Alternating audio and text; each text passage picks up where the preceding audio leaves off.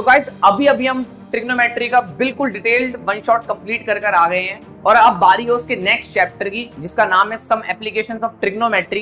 इस चैप्टर में दोस्तों बहुत सारी ट्रिग्नोमेट्री की ऐसी प्रॉब्लम्स होती हैं जो डेली लाइफ से रिलेटेड होती हैं, जो कि बच्चों को करने में बहुत दिक्कत आती है। तो अगर आप भी उन बच्चों में से हैं जिसको ये प्रॉब्लम करने में दिक्कत आती है, सवाल सॉल्व नहीं होते हैं, परेशान हो रहे हो, तो परेशान होने की बात बिल्कुल भी नहीं है, क्योंकि दोस्तों इस वीडियो में हम बिल्कुल डिटेल्ड में A to Z बिल्कुल जितने भी एग्जांपल आएंगे, most important questions, topics, concept सब A to Z कवर करने वाले हैं। बस करना कुछ नहीं, आपको इस वीडियो को स्टार्टिंग से लेकर एंड तक देखना। तो जय हिंद एवरीवन, क्या हालचाल, कैसे सारे बच्चे, आई होप आप सब बढ़िया होंगे। दोस्तों मेरा नाम है हर्ष और स्वागत करता हूं इस बेहतरीन से प्लेटफॉर्म सबकी क्लासेस एसबी क्लासेस पर। तो दोस्तों आज की इस वीडियो में आपको पता ही लग गया कि हम चैप्टर नंबर 9 कवर करने वाले हैं, जिसका नाम है सम एप्लीकेशंस ऑफ ट्रिग्नोमेट्री, जिसके अंदर हम ट्रिग्नोमेट्री के सवाल करेंगे। बहुत ज्यादा डेली लाइफ से रिलेटेड जो भी सवाल आते हैं वो सारे के सारे सवाल करेंगे। तो ज्यादा टाइम ना लगाते हुए फटाफट एक बार भाई चैप्टर स्टार्ट करते हैं और जल्दी से जल्दी वन शॉट में कंप्लीट करते हैं। इस चैप्टर में दोस्तों कॉन्सेप्ट जो है वो ज्यादा कुछ नहीं है, कॉन्सेप्ट जो था वो सारा का सारा पिछले चैप्टर में था।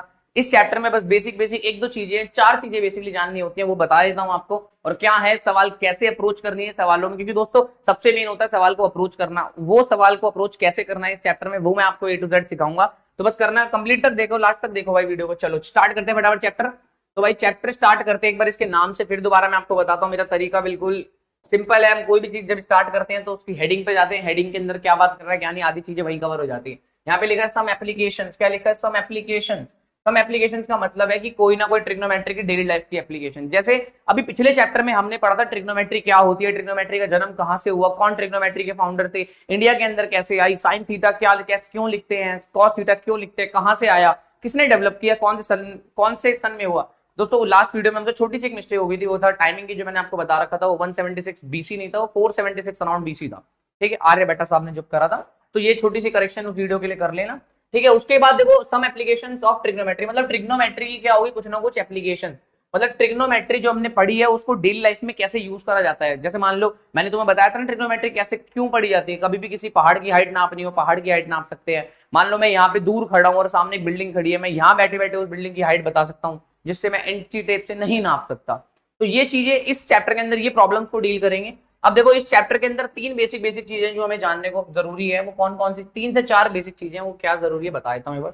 सबसे पहले तो एक बार पुराने चैप्टर का रिकैप कराता हूँ। हमने पुराने चैप्टर में पढ़ा गया था दोस्तों, उसके अंदर मैंने पढ़ा था कि 6 रेशियो होता है। पहला रेशियो होता है साइन थीटा P/H, दूसरा होता है कॉस थीटा, क्या होता है भैया B/H, और तीसरा होता है भैया tan थीटा मींस P/B।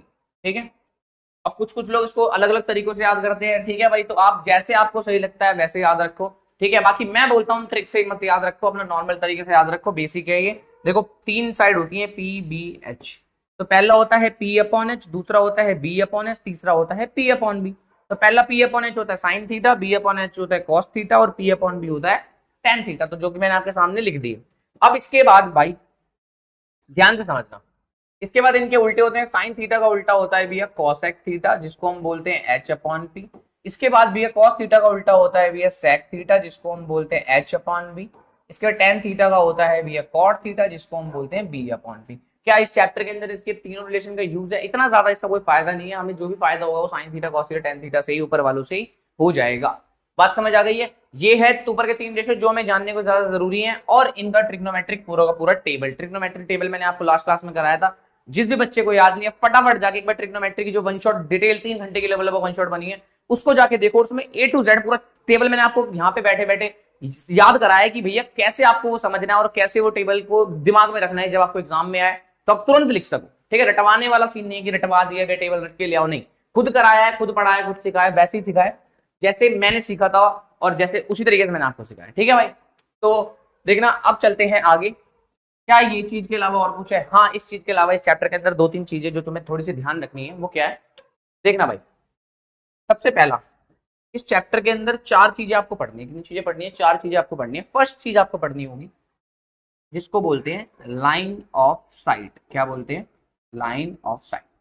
भैया लाइन ऑफ साइट क्या होती है? देखो बहुत सिंपल है। साइट का मतलब होता है देखना, देखने को मतलब लाइन ऑफ साइट मतलब देखने की लाइन। साइट का मतलब तो होता है जिस तरीके से तुम देख रहे हो उसी को बोलते हैं, उसी देखने की लाइन। मतलब समझा नहीं, बस क्लियर नहीं है। मान लेते हैं ये हमारी आईज है, ये मेरी आंख, मतलब मान लो मेरी आंख ऐसे है तो ये सामने तुम्हें मेरी आंख दिखाई देगी। ठीक है, मैं देख रहा हूं यहाँ पे एक बॉक्स पे क्या पड़ा है, एक एप्पल पड़ा है। क्या पड़ा है? एक एप्पल। अगर मैं इस बॉक्स की इस एप्पल को देख रहा हूं तो मेरी आंख से इस बॉक्स इस एप्पल पर एक जो लाइन, जिस नजर से मैं देख रहा हूं, इस नजर को अगर मेरे को एक लाइन में रिप्रेजेंट करना हो तो ये जो लाइन होगी इसी को बोलते हैं लाइन ऑफ साइट। क्या बोलते हैं? Line of site.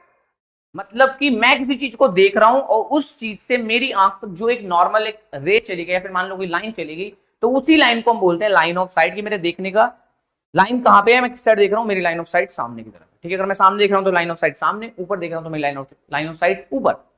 इसको बोलते हैं लाइन ऑफ साइट। दूसरा जो जरूरी है जो कि है हॉरिजॉन्टल लाइन। क्या बोलना है? Horizontal line. क्या बोलते हैं? हॉरिजॉन्टल। क्या होता है भैया हॉरिजॉन्टल लाइन?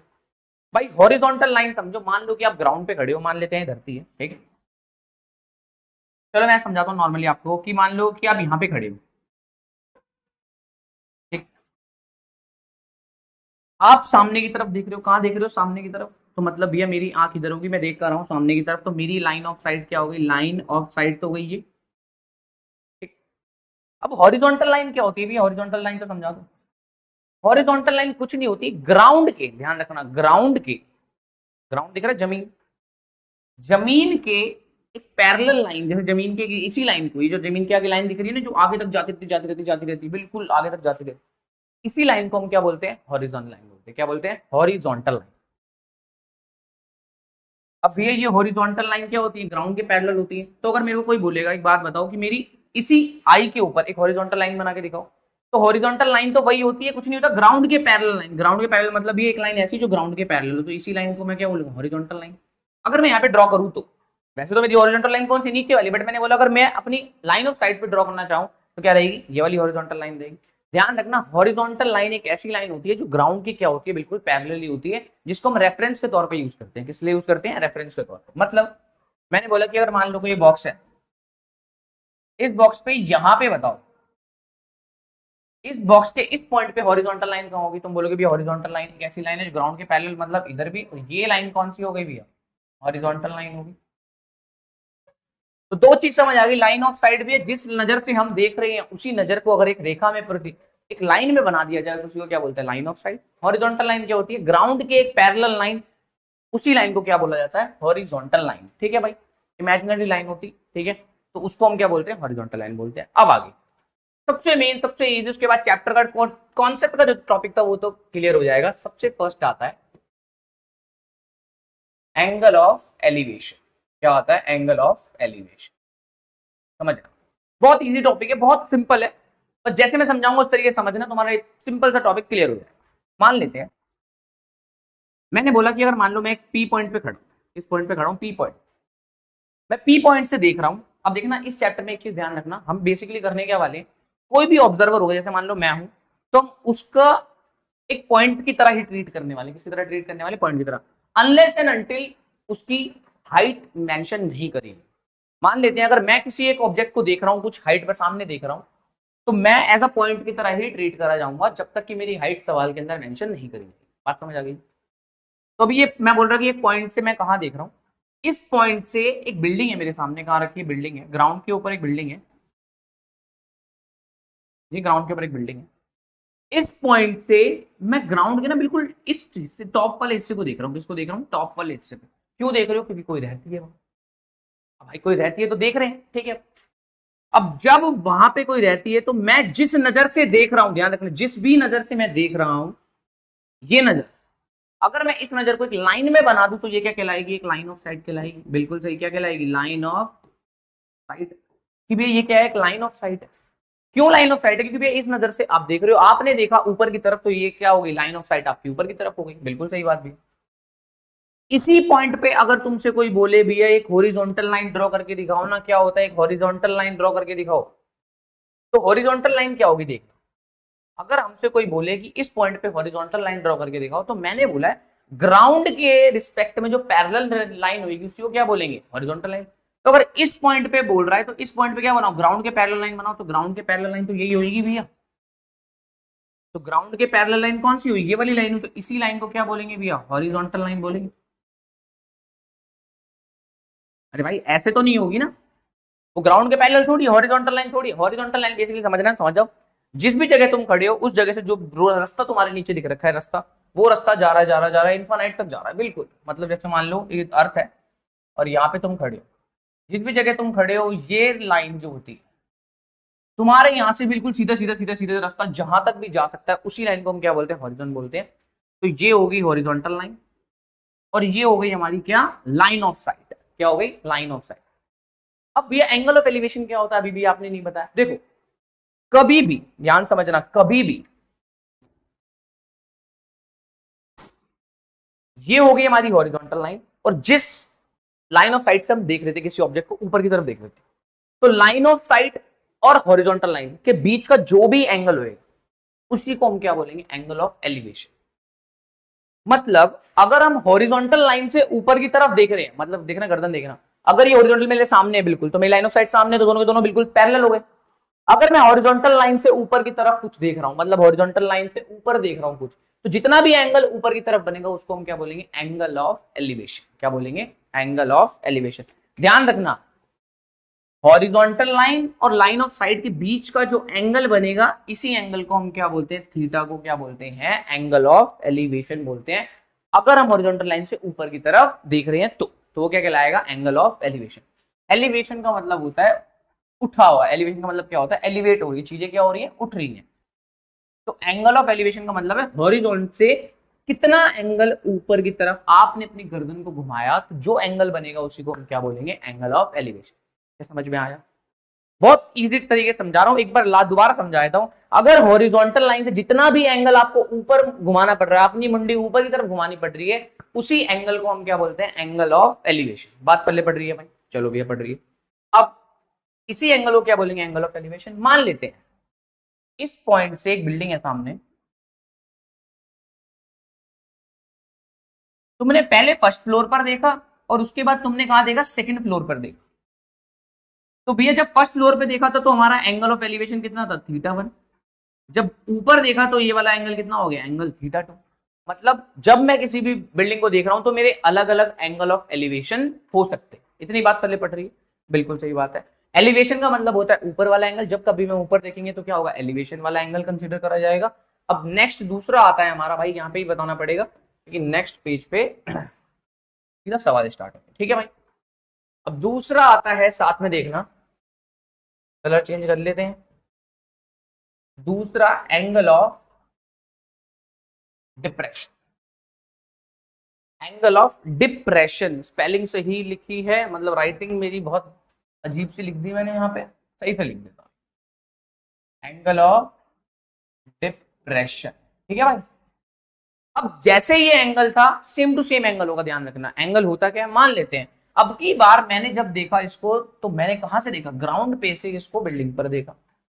अब समय बदला, समय बदला, मैं आया बिल्डिंग पर, मैं आ गया बिल्डिंग पर, बिल्डिंग पे खड़ा हूं, खिड़की पे खड़ा हूं, और वो दिख गई मुझे नीचे जमीन पर, वो जमीन पर चल रही थी। ठीक है भाई, मतलब रोड पर चल रही थी। अब मैं क्या करूंगा, जिस भी पॉइंट पर मैं खड़ा हूं, देखो हॉरिजॉन्टल लाइन कहां होती है, जिस भी पॉइंट पे आप खड़े हो उसी पॉइंट पर एक पैरेलल लाइन, कहां से, ग्राउंड के पैरेलल, उसी लाइन को क्या बोला जाता है, हॉरिजॉन्टल लाइन बोला जाता है भैया। मतलब ये जिस भी पॉइंट पे आप खड़े हो उस पॉइंट पे क्या बना दो, इसी पॉइंट पे बना दो एक पैरेलल लाइन। पैरेलल लाइन मतलब ये पैरेलल लाइन जो किसके को, ग्राउंड के पैरेलल हो, इसी लाइन को क्या बोला जाएगा, हॉरिजॉन्टल लाइन। क्या बोला जाएगा, HL बोला जाएगा। It means horizontal line. अब इस हॉरिजॉन्टल लाइन से मैं सामने देखूंगा तो मेरी लाइन ऑफ साइट होगी सामने, बट ना मैंने सामने ना देखकर मैंने कहां देखा, नीचे की तरफ। ध्यान रखना, हॉरिजॉन्टल लाइन से मैंने देखा नीचे की तरफ, मैंने देखा इसको, तो जितना भी एंगल मेरे को नीचे झुकाना पड़ा, मतलब मेरी हॉरिजॉन्टल लाइन ये थी, मैंने क्या देखा, सामने ना देखकर मैंने देखा नीचे की तरफ, नीचे की तरफ देखा तो मेरी लाइन ऑफ साइट हो गई ये। जिस नजर से मैंने इसको देखा इसको बोलेंगे लाइन ऑफ साइट, और कितना एंगल देखा उसी को हम बोलेंगे थीटा। बट दिक्कत है यहाँ पे भैया, इस केस में हमने हॉरिजॉन्टल लाइन से नजरें ऊपर घुमाई थी, मतलब एंगल हमने कुछ ऐसे ना मेजर किया था, और नेक्स्ट टाइम जो मेजर कर रहे हैं हम हॉरिजॉन्टल लाइन से, कहां है वो, नीचे की तरफ है। कहां है, हॉरिजॉन्टल लाइन से नीचे की तरफ। तो जो एंगल हॉरिजॉन्टल लाइन से नीचे की तरफ बनता है उस एंगल को हम बोलते हैं एंगल ऑफ डिप्रेशन, और जो एंगल हॉरिजॉन्टल लाइन से कहां बनता है, ऊपर की तरफ बनता है, उसको हम बोलते हैं एंगल ऑफ एलिवेशन। इतनी बात पल्ले पड़ रही है। ये दो एंगल के बारे में समझ गए तो सारे गेम हो जाएंगे। अच्छा अब एक बात बताओ, ये जो हॉरिजॉन्टल लाइन होती है ये इस लाइन के क्या होती है, पैरेलल होती है। बात समझ आ गई। जब ये दो लाइन पैरेलल है तो बीच में क्या दिख रही है, ट्रांसवर्सल दिख रही है। तो जितना ये वाला एंगल होता है उतना ये क्या होता है, ये वाला एंगल होता है। ये बात समझ आ गई कि भैया अल्टरनेट इंटीरियर एंगल दिख रहे हैं, जितना ये एंगल उतना ये वाला एंगल हो गया। ठीक है। अब बच्चे ध्यान रखना कि हॉरिजॉन्टल लाइन और लाइन ऑफ साइट के बीच में जो एंगल बनता है वही होता है भाई, ध्यान रखना। बार बार लोग गलती करते हैं, कोई भी अगर मान लो ये लाइन ऑफ साइट, ये हॉरिजॉन्टल लाइन है और ये लाइन ऑफ साइट है, तो इनके बीच का जो एंगल होता है उसी को बोलते हैं एंगल ऑफ एलिवेशन या एंगल ऑफ डिप्रेशन। ठीक है भाई। मतलब आधे से ज्यादा लोगों को लगता है कि भैया ये होता है एंगल ऑफ डिप्रेशन, ये नहीं होता भाई। एंगल ऑफ डिप्रेशन बनता है हॉरिजॉन्टल लाइन और लाइन ऑफ साइट के बीच में, तो इस एंगल को हम बोलते हैं एंगल ऑफ डिप्रेशन। दो चीजें थी बस इस चैप्टर के अंदर, angle of elevation, angle of depression. बाकी पुराना चैप्टर का था साइन थीटा कॉस थीटा लगाओ, उससे सवाल सॉल्व होएगा, तब चीजें हमारे लिए क्या हो जाएंगी, आसान हो जाएंगी। बात समझ आ गई। ये दो चीजें पढ़नी थी और इसके बाद और कुछ नहीं पढ़ना था। अब क्या पढ़ना है देखना, इसे लिख लेना। अब जो नेक्स्ट वीक पढ़ाऊंगा वो तुम्हारी स्लाइड के अंदर ऐड नहीं होंगे, वो नोट्स के अंदर नहीं होंगे, फटाफट देखना क्या। अब इस चैप्टर के अंदर तुम्हें चीजों को अप्रोच कैसे करना है, मतलब सवालों को, क्वेश्चंस को अप्रोच कैसे करना है, बस खत्म हो गया भाई, इतना ही था टॉपिक भाई। अब इसके बाद सीधा सवाल आएंगे। सवाल में क्वेश्चंस अप्रोच कैसे करोगे। सबसे पहला टॉपिक आएगा सवालों को रीड करना। क्या करना है आपको, रीड करना है। कोई भी सवाल आप पढ़ रहे हो तो उसको अच्छे से पढ़ो, बढ़िया ढंग से पढ़ो और एक एक लाइन का पढ़ के तुरंत फटाफट क्या बनाओ, डायग्राम बनाओ। क्या बनाओ, डायग्राम। अगर आप प्रॉपर अच्छा सा डायग्राम बनाते हो उसके बाद क्या करें भैया, कुछ नहीं करना। उसके बाद तेरे को सेकंड स्टेप आता है to right angle triangle drew. सवाल के अंदर कभी भी, अभी तुम मान लो अपने 10th क्लास जितने भी सवाल करोगे, तुम्हें पढ़ना है सवाल, डायग्राम बनाना है। डायग्राम बनाने के बाद अगर वो सवाल नॉर्मली सॉल्व हो पा रहा है तो नॉर्मली सॉल्व करो, नहीं तो उस सवाल में कहीं ना कहीं दो राइट एंगल ट्राइंगल आपको जरूर देखने के लिए मिलेंगे। देखना ये पर्सनल अप्रोच है भाई, तो समझना बहुत मस्त अप्रोच है। इसको अप्लाई करोगे तो इजी बन जाएगा। पढ़ो, डायग्राम बनाया, कहीं ना कहीं दो राइट एंगल ट्राइंगल तुम्हें उस सवाल के अंदर देखने को मिलेंगे। जो भी दो राइट एंगल ट्राइंगल देखने को मिलेंगे उनको क्या करो, अलग से ड्रॉ करो। क्या करो, ड्रॉ सेपरेटली, उनको अलग से ड्रॉ करो। जब आप अलग से बना लोगे उनको ड्रॉ करने के बाद, फिर नेक्स्ट स्टेप आएगा उनका कॉमन साइड ढूंढो। क्या ढूंढो, कॉमन साइड। उन दो राइट एंगल ट्राइंगल के अंदर तुम्हें यह देखना है कि भैया इनमें से कॉमन साइड कौन सी है। अब अगर तुमने कॉमन साइड ढूंढ ली तो ये चेक करो क्या कॉमन साइड हमारे को गिवन है, क्या कॉमन साइड की वैल्यू हमें पता है। अगर वो कॉमन साइड की वैल्यू हमें पता है तब तो कोई दिक्कत नहीं है, फिर सवाल को हम नॉर्मली सॉल्व करेंगे। अगर वो कॉमन साइड की हमें वैल्यू नहीं मालूम तो कुछ मत करो, एक ट्राइंगल से भी उस कॉमन साइड की वैल्यू निकालो, दूसरे ट्राइंगल से भी कॉमन साइड की वैल्यू निकालो, दोनों क्या कर दो आपस में बराबर। भैया समझ नहीं आया, समझ आएगा जब मैं अच्छे सवाल कराऊंगा तब समझ आएगा। अभी समझो, बस ना समझो। थर्ड नंबर क्या करना है, कॉमन साइड ढूंढो, उसके बाद कॉमन साइड निकालो, दोनों ट्राइंगल से कॉमन साइड निकालो और दोनों ट्राइंगल कॉमन साइड कर दो, आपस में बराबर कर दो, तब तुम्हारा सवाल इजीली सॉल्व हो जाएगा।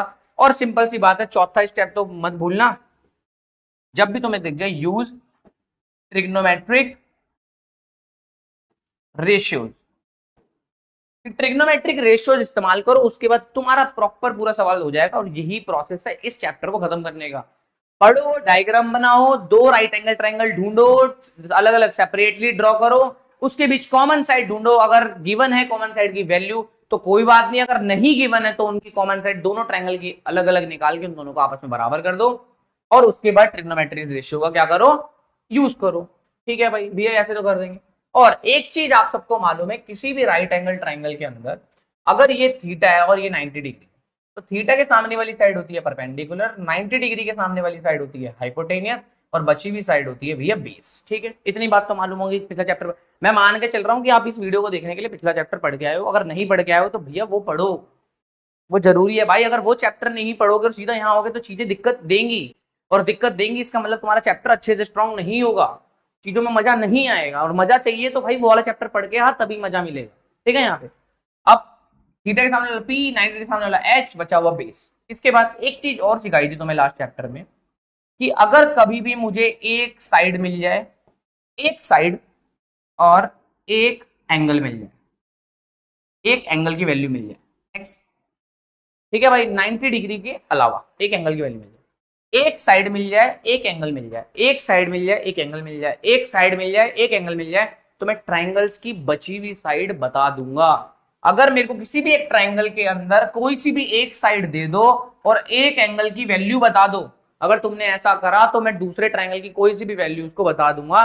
बस इतना इस चैप्टर के लिए आना चाहिए, आपको इतना पता होना चाहिए। उसके बाद हम चैप्टर में घुस सकते हैं, सवालों को लगा सकते हैं। तो ज्यादा टाइम ना गवाते हुए चलिए फटाफट चढ़ते हैं पहले सवाल की तरफ। इसको एक बार स्क्रीनशॉट ले लो, नहीं तो इसको रख लो, क्योंकि भाई ये सेव नहीं होगा पीपीटी के अंदर। फटाफट जल्दी इसका स्क्रीनशॉट ले लो। चलो ले लिया होगा, बढ़ते हैं नेक्स्ट सवाल की तरफ। फर्स्ट सवाल आपकी स्क्रीन के ऊपर, एग्जाम्पल नंबर 1। सबसे पहले लाइन से सारे के सारे एग्जाम्पल करेंगे और यहीं पे देखना है स्क्रीन पे, कॉपी पेन लेके बैठो, बैठो आराम से बैठो, लीड लगाओ और स्पीकर पे मत चलाना, लीड पे ही लगाओ, अच्छे से सुनाई देंगे आवाज, ठीक है भाई। अब आते हैं, एक बार देखना भाई फटाफट, पहले इसको साइड करें। अब देखो एग्जाम्पल नंबर 1 क्या बोलता है। एग्जाम्पल नंबर 1 बहुत इजी है, देखना क्या है।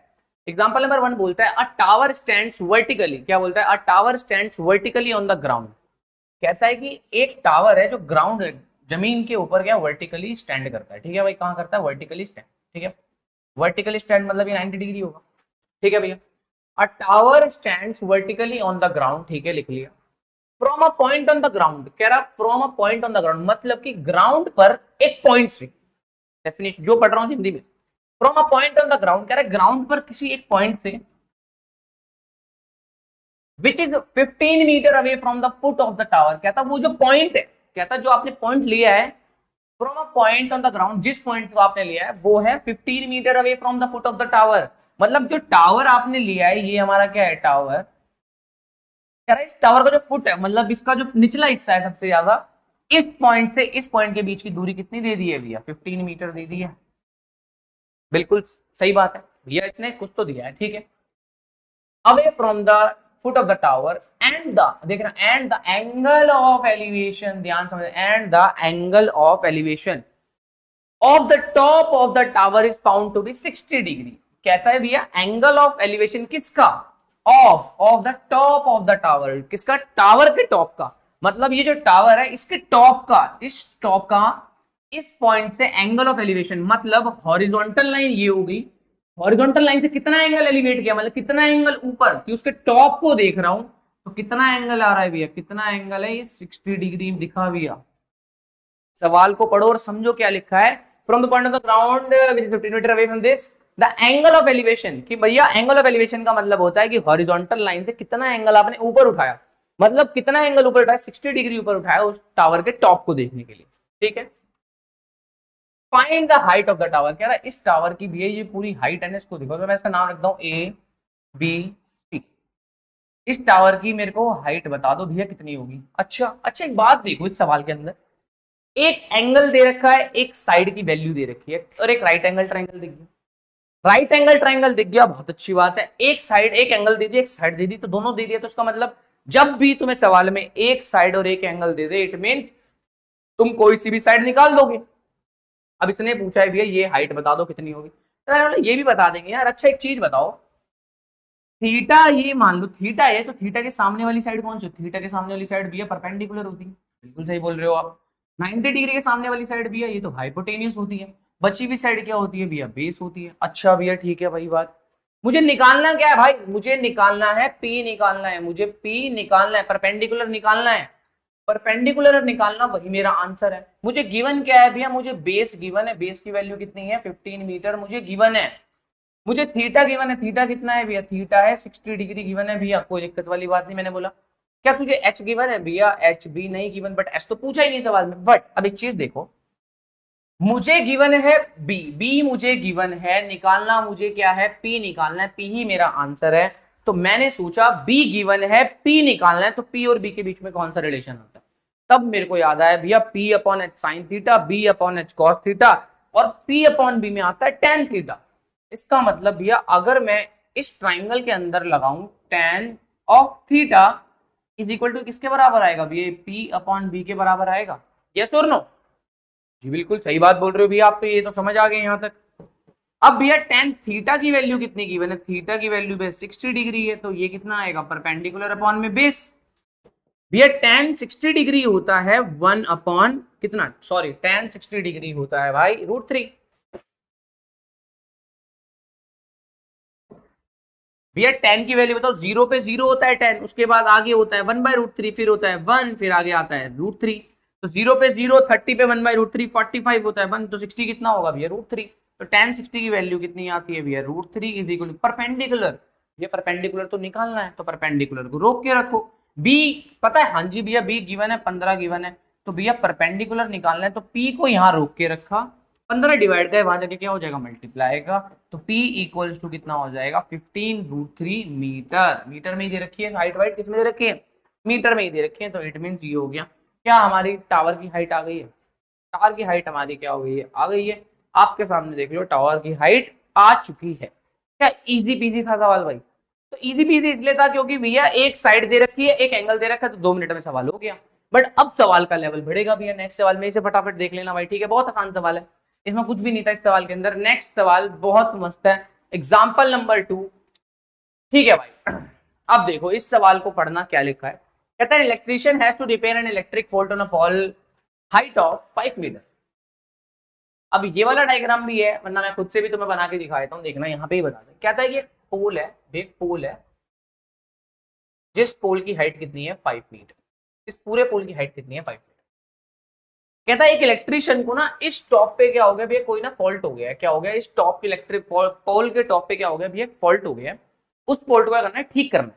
अच्छा एक बात बताओ, मान लो आपके घर के कुछ हिस्से पे क्या हो गया, मान लेते हैं इसके ऊपर, मान लेते हैं कोई घर के हिस्से पर यहाँ पे फॉल्ट हुआ है, या इसी पोल पे मानते हैं फॉल्ट हो रखा है। अब एक इलेक्ट्रिशियन को चढ़ना है, इसको फॉल्ट को ठीक करना है। तो मुझे एक बात बताओ, वो जो सीढ़ी लगाएगा क्या इसी पॉइंट तक सीढ़ी लगा देगा, या सीढ़ी थोड़ी नीचे लगाएगा सही करने के। एक कॉमन सी बात है, एक पॉइंट पे आपका फॉल्ट हुआ है, तो क्या आप जो सीढ़ी लगाओगे उसी फॉल्ट तक लगा दोगे सीढ़ी की, भैया ऐसी सीढ़ी लगाएंगे जो कहां तक जाती है वहां तक जाती है, ऐसे लगाओगे सीढ़ी, नहीं ना भैया। जहां पे फॉल्ट हुआ है हमेशा सीढ़ी उससे कहां लगेगी भैया, नीचे लगेगी कुछ ना कुछ, कि भैया सीढ़ी नीचे तो लगेगी कुछ ना कुछ।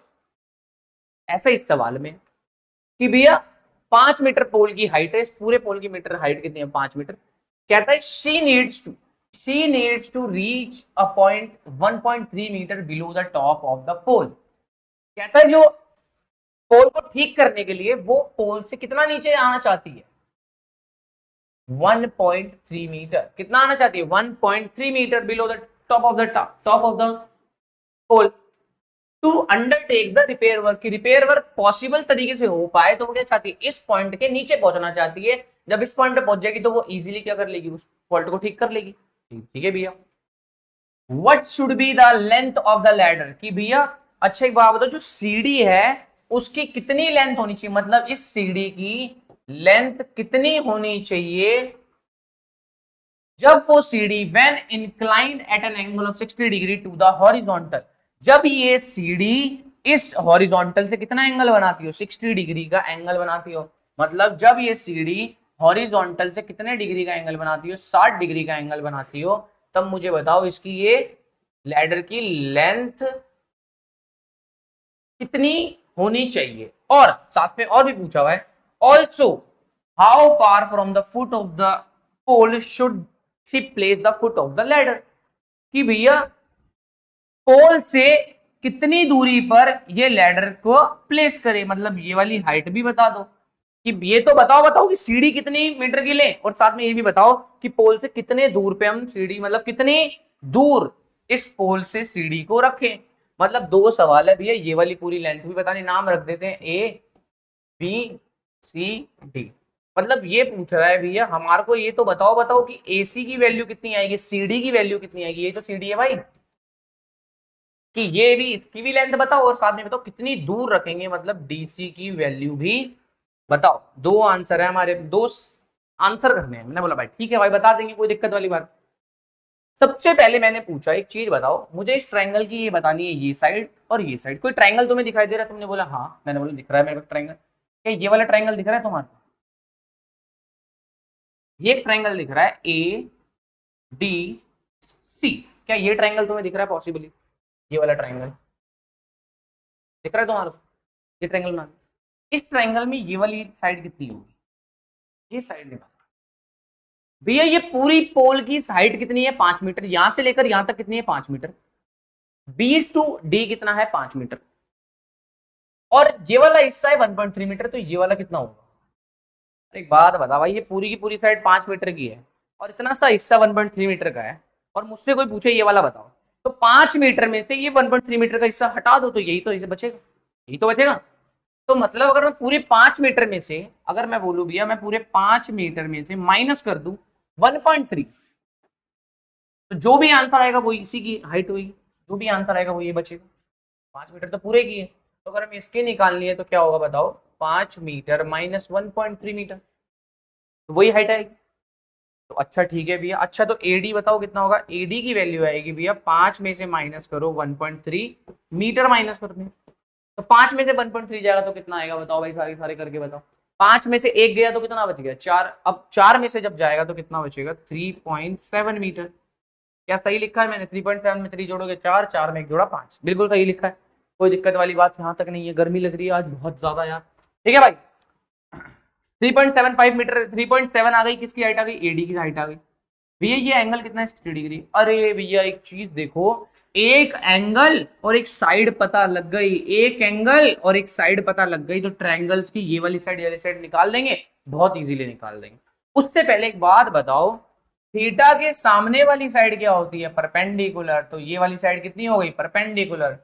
थीटा के सामने परपेंडिकुलर, 90 डिग्री के सामने वाली साइड हाइपोटेनियस, क्या हाइपोटेनियस, और बची हुई साइड कितनी होगी, बची हुई साइड आएगी भैया बेस, ठीक है।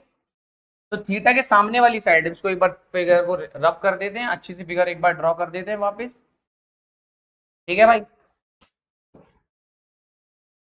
ये था हमारा ए और ये है हमारा सी, ये है हमारा डी, ये एंगल है 60 डिग्री और ये वाली हाइट हमारी निकल के आ रही है 3.7 मीटर। भैया थीटा के सामने वाला होता है पी, 90 डिग्री के सामने वाला होता है एच और बचा हुआ होता है बेस। बात समझ आ गई। मुझे परपेंडिकुलर मालूम है, मुझे परपेंडिकुलर पता है, मतलब मुझे पी मालूम है, मुझे निकालना है बेस, मुझे तो ये भी निकालना है और ये दोनों निकालने हैं। तो मैंने बोला जब P मालूम है, B निकालना है, तो P और B में कौन सा रिलेशन आता है भाई, ये बताओ। P और B में कौन सा रिलेशन, भैया P और B में एक ही relation, that is tan theta. तो भैया मैं इस ट्राइंगल के अंदर लगाऊंगा tan theta equals to P upon B। tan theta की वैल्यू, tan का एंगल कितना है, एंगल है भैया मेरा 60 degree equals to P upon B। अब आते हैं एक बार यहाँ पे, tan 60 डिग्री की वैल्यू होती है भैया √3, पिछले सवाल में ही जानी है। परपेंडिकुलर हमें पता है भैया, परपेंडिकुलर कितना है 3.7 अपॉन में भैया बेस हमें नहीं पता, तो बेस को बेस रहने दो। अब बेस की वैल्यू निकालनी है तो बेस को यहाँ बेस दो मल्टीप्लाई में, और √3 कहाँ ले आओ, डिवाइड में।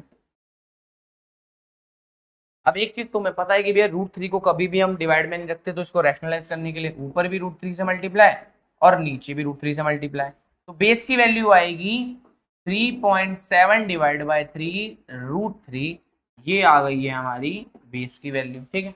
अब इसकी तुम √3 की वैल्यू भी डाल सकते हो, √3 की वैल्यू इन्होंने दे रखी है 1.73, तो √3 की वैल्यू डाल दो 1.73, उसके बाद तुम सॉल्व कर सकते हो, तब भी तुम्हारा आंसर आ जाएगा, कोई दिक्कत वाली बात नहीं है। अप्रोक्सीमेट जो भी आंसर आ रहा है निकालना। अब ये तो हमने बेस निकाल लिया भैया कि ये वाली हाइट, ये वाली साइड कितनी होगी, ये तो मैंने ये निकाल लिया। अगर हमसे कोई पूछ दे हाइट बताओ, अरे भाई एक चीज, अब तुम पे दो तरीके, तुम्हें पी भी पता है बी भी पता है, तो एच निकाल लोगे भैया, निकाल लेंगे, कोई दिक्कत वाली बात नहीं है, वैसे निकल जाएगी, पाइथागोरस से भी निकल जाएगी। बट मैं बोलता हूँ कि मान लो तुम्हें पी तो पता है, तुम्हें एच निकालना है, पी पता है एच निकालना है, पी पता है एच निकालना है, तो पी और एच में कौन सा रिलेशन आता है भाई, पी और एच में भैया साइन का रिलेशन आता है, तो साइन 60 डिग्री बराबर कितना आएगा, P upon H. Sine 60 degree की वैल्यू होती है √3/2 इक्वल्स टू, परपेंडिकुलर कितना है 3.7, परपेंडिकुलर कितना है 3.7 अपॉन में हाइपोटेनस कितनी निकालनी है, ठीक है भाई। एक चीज ध्यान रखो भाई, मेरी थोड़ी सी तबीयत हो रही है डाउन, ठीक है, तबीयत डाउन है, इसी तब भी मैं पढ़ा रहा हूँ, तो इसीलिए मैं थोड़ा सा वीडियो में लो एनर्जी से मे भी हो सकता हूँ, बट लेकिन तुम्हें लो एनर्जी नहीं होना है। बाकी मैं ट्राई कर रहा हूँ कि बिल्कुल पूरी की पूरी फुल एनर्जी रहे, ठीक है, बढ़िया से पढ़ाऊं जिससे तुम्हें एकदम कोई दिक्कत वाली बात ना हो, तो थोड़ा बहुत एडजस्ट कर लेना इस वीडियो के लिए, ठीक है भाई। तो ये कितना आ गया डिवाइड में एच, अब भैया एच निकालना है तो एच को इधर भेजना पड़ेगा, एच डिवाइड का है तो यहाँ जाके मल्टीप्लाई का हो जाएगा, तो एच मल्टीप्लाई में √3/2 इक्वल्स टू कितना आएगा 3/7। मुझे तो एच निकालना था भैया, तो एच निकालना है तो भाई एच के बगल में जितना भी मटीरियल है उसको वहां भेजना पड़ेगा, 2 डिवाइड का है तो वहां जाके मल्टीप्लाई का, √3 में मल्टीप्लाई का तो नहीं, यहाँ जाके डिवाइड का, एच निकालना है तो √3 डिवाइड में चला जाएगा, 2 मल्टीप्लाई में चला जाएगा, तो 3.7 मल्टीप्लाई में 2 डिवाइड में √3। अब सेम चीज √3 डिवाइड में नहीं रखते तो इसको रैशनलाइज करो, √3 से ऊपर मल्टीप्लाई, √3 से नीचे मल्टीप्लाई, वही हमारी हाइट एच का क्या होगा, आंसर होगा, और ऐसे निकल जाएगी तुम्हारी हाइट। ठीक है भाई, एक बार मैं थोड़ा सा पानी पी लूं और सवाल को समझो भाई, क्या सवाल है समझना। एक हमें लैडर की हाइट निकालनी थी और ये निकालना था कि लैडर कितनी दूर प्लेस करना है। मैंने क्या करा समझना, एक बार पानी पी दो।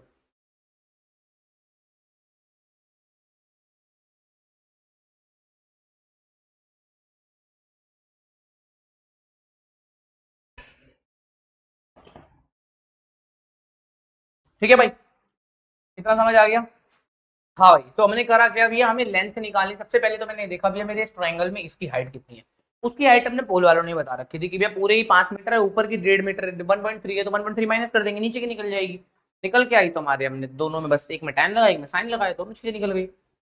चलते हैं नेक्स्ट सवाल पे। बहुत इजी सवाल, इजी नहीं अच्छा सवाल, इजी नहीं अच्छा सवाल, हाँ इजी भी है ही बट लेकिन अच्छा सवाल है। क्या सवाल है समझना। एन ऑब्जर्वर 1.5 मीटर टॉल, दोस्तों इसमें मैं सब चीजें कवर करूंगा, टेंशन लेने वाली बात आपको बिल्कुल भी नहीं है, ठीक है ना। एन ऑब्जर्वर 1.5 मीटर टॉल, अच्छा आप देख रहे हो जो मैंने बोला था ऑब्जर्वर को पॉइंट लेना जब तक क्वेश्चन खुद ना बोले। एक ऑब्जर्वर है जिसकी हाइट कितनी है, 1.5 मीटर टॉल। अच्छा मतलब ये एक ऑब्जर्वर है जिसकी हाइट कितनी है, 1.5 मीटर टॉल। तो मैंने बोला ठीक है भैया कोई दिक्कत वाली बात नहीं है। तो इस ऑब्जर्वर को देखो ऐसे भी दिखा सकते हो, नहीं तो हम इस ऑब्जर्वर को ऐसे भी दिखा सकते हैं, ठीक है भाई। अब ये ऐसे भी हो सकता है बंदा, या फिर मैंने इसको एक डंडी के तौर पे भी दिखा सकता हूँ। तो मैंने दिखा दिया एक लाइन के तौर पे एक ऑब्जर्वर है जो कि 1.5 मीटर टॉल है, इस 28.5 metre away from a chimney, एक चिमनी से वो 28.5 मीटर दूर है। मतलब चिमनी अगर सामने है तो मैं इससे कितनी दूर पे खड़ा हूँ, 28.5 मीटर की दूरी पर मैं खड़ा हूँ। तो मैं बोलता हूँ एक चिमनी बना देता हूँ, मान लेते हैं एक चिमनी है, चिमनी बड़ी सी होती है चिमनी भाई, तुम्हें पता है चिमनी के अंदर क्या होता है, धुआं निकल रहा होता है। मैं बोलता हूँ क्या है ये, एक चिमनी है, ये एक चिमनी है, इस चिमनी को नाम देते हैं ए और बी। ठीक है भाई, एक चिमनी है जिससे कि ये जो बंदा ये कितनी दूरी पे खड़ा है, ये बंदा दूरी पे खड़ा है 28.5 मीटर दूरी पे खड़ा है, यही है 28.5 मीटर दूरी पे खड़ा है। ये चीरी चिमनी हमारी इतनी हाइट की, इससे कुछ दूरी पे, कितनी दूरी पे खड़ा है, ये 28.5 मीटर की दूरी पे खड़ा है।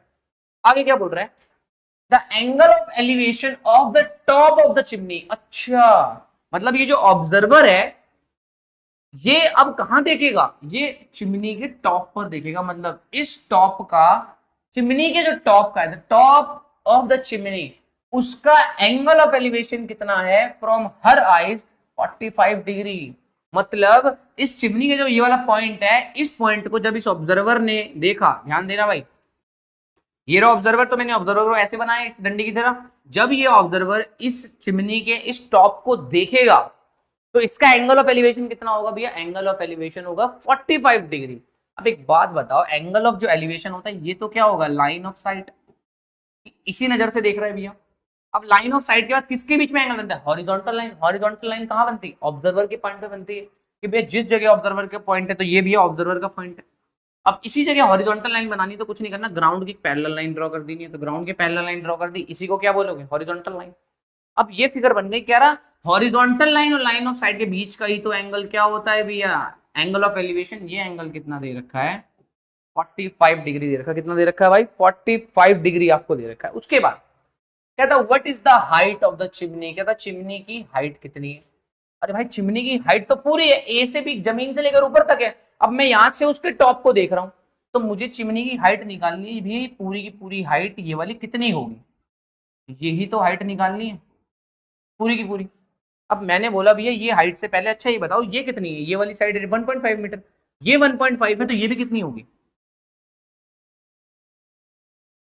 1.5 मीटर होगी। बिल्कुल सही बात है, इतना समझ आ रहा है भैया। अगर ये 28.5 है तो ये वाली साइड भी कितनी होगी, 28.5 मीटर ही होगी। कोई दिक्कत वाली बात, तुम बोलोगे अभी भी दिक्कत है, एक काम करते हैं नेमिंग करते हैं। ये रखा ए बी, इस पॉइंट को नाम देते हैं सी, इस पॉइंट को नाम देते हैं डी, और भी कौन सा, ये बच रहा है ई। ठीक है भैया, भैया अगर एडी की 28.5 है तो ईसी भी कितनी होगी, 28.5, क्योंकि भैया ये दोनों हाइट भी सेम हो तो पैरेलल लाइन से तो आपस में क्या होंगी, बराबर होंगी। बिल्कुल होंगी भैया 28.5। अब एक चीज देखना, हमें निकालना है, हाइट निकालनी है। मुझे इतना पता है, मुझे ये वाली साइड नहीं पता, मेरे को ये साइड नहीं पता। तो मैंने बोला अगर ये वाली साइड नहीं पता तो एक्स मान लेते हैं भैया। एक्स की वैल्यू अलग से निकालेंगे, जो वैल्यू आएगी उसको 1.5 में प्लस कर देंगे तो पूरी चिमनी की हाइट निकल जाएगी। मुझसे पूछा चिमनी की हाइट है तो मैं पूरी हाइट बताऊंगा। अभी मुझे सिर्फ इतना पता है कि ये 1.5 है, तो ये अगर पता कर ली भैया ये वाली हाइट कितनी होगी, तो ये निकालने के बाद 1.5 में जोड़ दूंगा तो चिमनी की हाइट वही होगी। सही बोल रहा हूँ भाई? अब मैंने बोला ये एक्स कैसे निकालू, तो मैंने बोला ये एक्स कौन से ट्रायंगल में आ रहा है, देखिए एक बार एक्स कौन से ट्रायंगल में। तुमने बोला भैया ये ट्रायंगल में आ रहा है बी ई और सी। अलग से बनाता हूं, देखना बी ई और सी, बी ई और सी में आ रहा है ट्रायंगल के अंदर। ये एंगल कितना आ रहा है, ये एंगल आ रहा है भैया 45 डिग्री, और बीई की हाइट कितनी दे रखी है एक्स, और ये नीचे कितना दे रखा है 28.5 मीटर। बस भैया और कुछ तो वैल्यू गिवन ही नहीं है।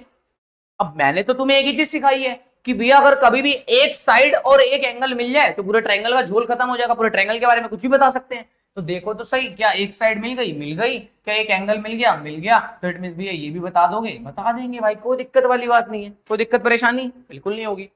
चलो भैया एक्स निकालना। अच्छा थीटा के सामने वाली क्या होती है, थीटा के सामने वाला परपेंडिकुलर, 90 डिग्री के सामने वाला हाइपोटेनस, हाइपोटेन्यूज, ठीक है भाई। इसको बचा हुआ क्या होएगा बेस, थीटा के सामने वाला परपेंडिकुलर, 90 डिग्री के सामने वाला हाइपो, और बचा हुआ क्या हो गया बेस। अब भैया मुझे गिवन क्या है, भैया मेरे को गिवन है बेस, बेस मेरे को गिवन है, परपेंडिकुलर मुझे निकालना है, बेस मुझे गिवन है, परपेंडिकुलर मुझे निकालना है, बेस मुझे गिवन है, परपेंडिकुलर मुझे निकालना है। tan थीटा लग जाएगा, पी बी का रिलेशन, पी और बी का रिलेशन किसमें भैया tan थीटा में, तो लगाओ भाई tan थीटा। तो भैया tan theta equals to P upon B लगाया। भैया tan थीटा की वैल्यू है भैया 45 डिग्री, कितना है 45 डिग्री, परपेंडिकुलर मेरे को गिवन है भैया यहाँ पे x, और बेस कितना गिवन है, बेस मेरे को गिवन है 28.5 मीटर। यहां तक समझ आ रहा है भाई? भैया tan 45 होता है कितना 1, बिल्कुल बहुत अच्छे से याद कराया था, tan 45 1 होता है, ध्यान रखना tan 45 1, tan 45 होता है 1 इक्वल्स टू x अपॉन में 28.5। भैया मुझे तो x की वैल्यू चाहिए थी, डिवाइड में तो वहां क्या होगा मल्टीप्लाई में, जब इसको इससे क्या करोगे मल्टीप्लाई करोगे तो x की वैल्यू कितनी आ जाएगी 28.5 मीटर, कितनी आ जाएगी 28.5 मीटर। बात समझ आ गई? तो x की वैल्यू आ गई 28.5 मीटर। भैया हमें तो x की वैल्यू ही चाहिए थी, तो क्या हमारा ये आंसर हो गया? नहीं भाई, ये आंसर कैसे हो गया मेरे भाई? आंसर बोला था what is the height of the chimney, chimney मतलब ये पूरी हाइट बताओ भैया। ये तो 28.5 निकला है, तो ये कितना होगा 1.5, दोनों को जोड़ो तो टोटल हाइट पूछेगा, तो यहाँ पे अगर हाइट लिखेंगे तो ये आएगी 28.5 प्लस में 1.5 मीटर। तो जब टोटल निकलेगा वो कितना 5 और 5 कितना हो गया 0, दशमलव हासिल किया ऊपर 1, 8 9 के 10 का 0 हासिल किया ऊपर 1, 2 और 1 ये 3, 30 मीटर। तो जितनी भी हाइट निकल के आई है वो कितनी निकल के आई है हमारी, टोटल 30 मीटर निकल के, कितनी निकल के आई है 30 मीटर। तो भाई ये 30 मीटर हमारी क्या निकल के आ रही है हाइट। एग्जाम्पल नंबर 3 भी हो गया आपका ऐसे ही डन। तो ये था बहुत इजी। अब चलते हैं फटाफट एक बार नेक्स्ट सवाल पे। सवाल समझना, बहुत अच्छे से एक्सप्लेन करा, बहुत स्लोली स्लोली, क्योंकि मेरे पे अभी समय है, आपके पास बेशक नहीं, उससे आप 2x पे लगाओगे 1.5 पे लगाओगे, बट मैं बोलूंगा बिल्कुल नॉर्मल देख लो, कोई दिक्कत वाली बात नहीं। अगर तुम्हें 1.5 से समझ आता है उस पर देख लो, बाकी जिन बच्चों को थोड़ा कॉन्सेप्ट वीक है वो आराम से देखो, नॉर्मल में कोई दिक्कत वाली बात थोड़ी है। एक क्वेश्चन भी अगर तुम अच्छे से करोगे तो एटलीस्ट तुम्हें कौन कुछ सीखने को तो मिलेगा, तो ये वाली बात है। बाकी तो कुछ बच्चे होंगे जो मिले 2x पे देखते होंगे वीडियो को, तो अच्छा कमेंट में बताना कौन कौन बच्चा 1.5 पे देख रहा है, कौन 2 पे देख रहा है, कौन 1.75 पे देख रहा है। ठीक है भाई दोस्तों, मेरी आदत तो 2x पे देखने की है, फिर 1.75 लास्ट 1.75 पे तो देखता ही देखता हूँ कोई भी चैप्टर अगर पढ़ना है। ठीक है चलते हैं भाई आगे फटाफट एग्जाम्पल नंबर 4 की तरफ। बहुत मस्त सवाल, बहुत अच्छा सवाल, बढ़िया सवाल। क्या है एक बार देखते हैं। ये व्हाइट है क्या? हाँ व्हाइट है। चलो example number 4 from a point P on the ground the angle of elevation of the top of a 10 metre tall building is 30 degree. अच्छा अच्छा ठीक है सर, सवाल समझो, पढ़ो, डायग्राम बनाओ, बहुत इजीली। अब आ गया मेन गेम जहां से तुम्हें समझ। From a point on the ground the angle of elevation of the top of is 10 metre. कहता है कि ये ग्राउंड है। मैंने बोला ठीक है भाई ग्राउंड बना दो। ठीक, कहता ग्राउंड पे कोई एक पॉइंट है, ग्राउंड पे क्या है, कोई एक पॉइंट है, जिस पॉइंट को मैंने बोला P। ठीक है भैया यहां तक बात समझ आ गई। From a point P on the ground, ठीक है, द एंगल ऑफ एलिवेशन मतलब एंगल ऑफ एलिवेशन मतलब ऊपर की तरफ देख रहा है, of the top of a 10 metre tall building. क्या था? 10 मीटर टॉल बिल्डिंग, मतलब एक बिल्डिंग है भैया, क्या है, एक बिल्डिंग है जो कि कितने मीटर की है, 10 मीटर की है। इस बिल्डिंग का नाम रख देते हैं ए और बी। क्या नाम रख देते हैं? ए बिल्डिंग और बी बिल्डिंग। अब वो बच्चा जो क्या कर रहा है, उस पी पॉइंट से उस बिल्डिंग के टॉप को देख रहा है, मतलब हॉरिजॉन्टल से कितना एंगल बना रहा है, इसी एंगल को बोलेंगे क्या, एंगल ऑफ एलिवेशन। और ये एंगल ऑफ एलिवेशन इन्होंने कितना दे रखा है, इस 30 डिग्री। कितना दे रखा है? 30 डिग्री। भैया एक साइड एक एंगल मिल जाओ, कुछ भी बता देंगे, मतलब इस ट्रायंगल का हम कुछ भी बता सकते हैं अभी तो, क्योंकि एक साइड दे रखी, एक ट्रायंगल लिखा है इतना। बट सवाल इतना इजी तो नहीं होगा। अब आगे क्या पूछ रहे हैं, कहता flag is hosted at the top of the building and the angle of elevation of the top of the flag staff from P is 45 degree. बहुत अब अच्छा, अब बनेगा सवाल सही। कहता इस बिल्डिंग, ये जो बिल्डिंग आपने देखी थी, इस बिल्डिंग, मान लेते हैं बिल्डिंग है, कहता इस बिल्डिंग के ऊपर हमने क्या रखा है, एक फ्लैग स्टाफ को फ्लैग कर दिया, एक ऊपर झंडा गाड़ दिया भाई। एक बिल्डिंग के ऊपर क्या है, एक झंडा गाड़ दिया। अब कहता है कि a flag is hosted at the top of the building and the angle of elevation of the top of the flag staff from P. कहता है अब जब वो बच्चा बिल्डिंग के टॉप को देख रहा था तो एंगल 30 डिग्री था। कहता है अब वो बच्चा उसी पॉइंट से कहां देख रहा है, उसी पॉइंट से कहां देख रहा है, फ्लैग के बिल्कुल टॉप वाले हिस्से को। क्या देख रहा है? जहां पे भी फ्लैग है, फ्लैग के बिल्कुल टॉप वाले हिस्से को देख रहा है। और कहता है ये जो एंगल बन रहा है, कितना एंगल ऑफ एलिवेशन बन रहा है, वो एंगल ऑफ एलिवेशन बन रहा है 45 डिग्री। कितना डिग्री बन रहा है? 45 डिग्री। इतनी बात समझ आ रही है, पल्ले पड़ रही है। अब आगे आगे कहने का मतलब है find the length of the flag staff and the distance of the building from the point P. कहता है ये फ्लैग स्टाफ की लेंथ बताओ, ये लेंथ कितनी होगी। मैंने बोला ठीक है भाई। और कहता है ये डिस्टेंस बताओ, ये बिल्डिंग और इसके बीच का कितना डिस्टेंस है आपस में, कि फ्लैग स्टाफ की लेंथ बताओ और आपस में डिस्टेंस बताओ। मैंने बोला ओके, हो जाएगा। अब मैं इस डायग्राम को और अच्छी तरीके से बना रहा हूं, तो एक बार समझना क्या था डायग्राम, बिल्कुल डिटेल में, मतलब बढ़िया से बता रहा हूं। अब एक बार मैं सारा का सारा मिटाता हूं, अब तुम समझ जाओगे बढ़िया तरीके से भैया क्या था क्या नहीं। अब देखो सबसे पहले क्या था, एक ग्राउंड पे भैया एक पॉइंट था और एक कितने मीटर थी, 10 मीटर टॉल बिल्डिंग थी। मैंने बोला बिल्डिंग को मानते हैं ए और बी मान लेते हैं। कहता है इस बिल्डिंग के ऊपर भैया क्या था, एक झंडा था, एक झंडे को होस्ट करा गया, ठीक है, मतलब रखा गया, गाड़ा गया, कुछ भी समझो। कहता है एक बार एक इंसान इस पी पॉइंट से कहां देख रहा है, बिल्डिंग के टॉप को दिखता है, इस बिल्डिंग के ऊपरी हिस्से को, तो ये एंगल कितना दिखता है भैया, ये दिखता है 30 डिग्री। कहता वही उसी पॉइंट से जो बिल्डिंग का फ्लैग का टॉप देखते हैं, तो ये जो एंगल आता है, ये एंगल कितना आता है, 45 डिग्री। कहता है मेरे को ये बताओ कि अब मैं नाम रख देता हूँ, इसका नाम पी है, ये है ए, ये बी, और इस पॉइंट को हम बोल देते हैं सी, बोल देते हैं, क्या बोल देते हैं, सी। और कोई पॉइंट है नहीं। कहता है कि फाइंड क्या करना है भैया, हमें फाइंड आउट करना है कि बिल्डिंग से उस पॉइंट का डिस्टेंस कितना था, मतलब पी ए बता दो भैया कितना था। और उसके बाद उसने बोला भैया फ्लैग स्टाफ का डिस्टेंस कितना था, फ्लैग स्टाफ की हाइट कितनी, ये तो पूछ रहा था। Find the length of the flag staff, मतलब पूछ रहा था भैया बीसी की वैल्यू बता दो कितनी है, बीसी है कि भैया ये वाली लेंथ कितनी है, ये भी बता दो। ठीक है, मैंने बोला कोई बात नहीं, हो जाएगा। अब सवाल में लगेगा दिमाग, क्या दिमाग लगेगा, सबसे पहले तो मैंने तुम्हें बोला था आप सवाल के डायग्राम बनाओ, तुमने बना डायग्राम बना लिया। उसके बाद मैंने तुम्हें एक चीज बताई थी, क्या बताई थी, एक चीज देखना, अब दोनों राइट एंगल्स को अलग अलग कर लो। दो राइट एंगल दिख रहे हैं, तो अब तुम्हें ना आइडेंटिफाई करना है इस फिगर के अंदर दो राइट एंगल्स कौन कौन से बन रहे हैं। तो सबसे पहले मैं तुम्हें बता दूं, दो राइट ट्राइंगल बन रहे हैं इन ट्राइंगल। कौन कौन सा ट्राइंगल है देखना, सबसे पहला ट्राइंगल बन रहा है बी ए पी। कौन सा ट्राइंगल बन रहा है, B A P. B A P triangle को जब मैं बनाऊंगा तो ये पॉइंट है बी, पी है, और ये है ए और ये है बी। ये पूरी साइड कितनी है, 8 मीटर। और ये डिस्टेंस कितना है, पी ए का डिस्टेंस, पी ए का डिस्टेंस नहीं मालूम, ये वाला डिस्टेंस भी नहीं मालूम, बस ये एंगल मालूम है कितना है, 30 डिग्री। कितना है, 30 डिग्री। यही तो बोलो।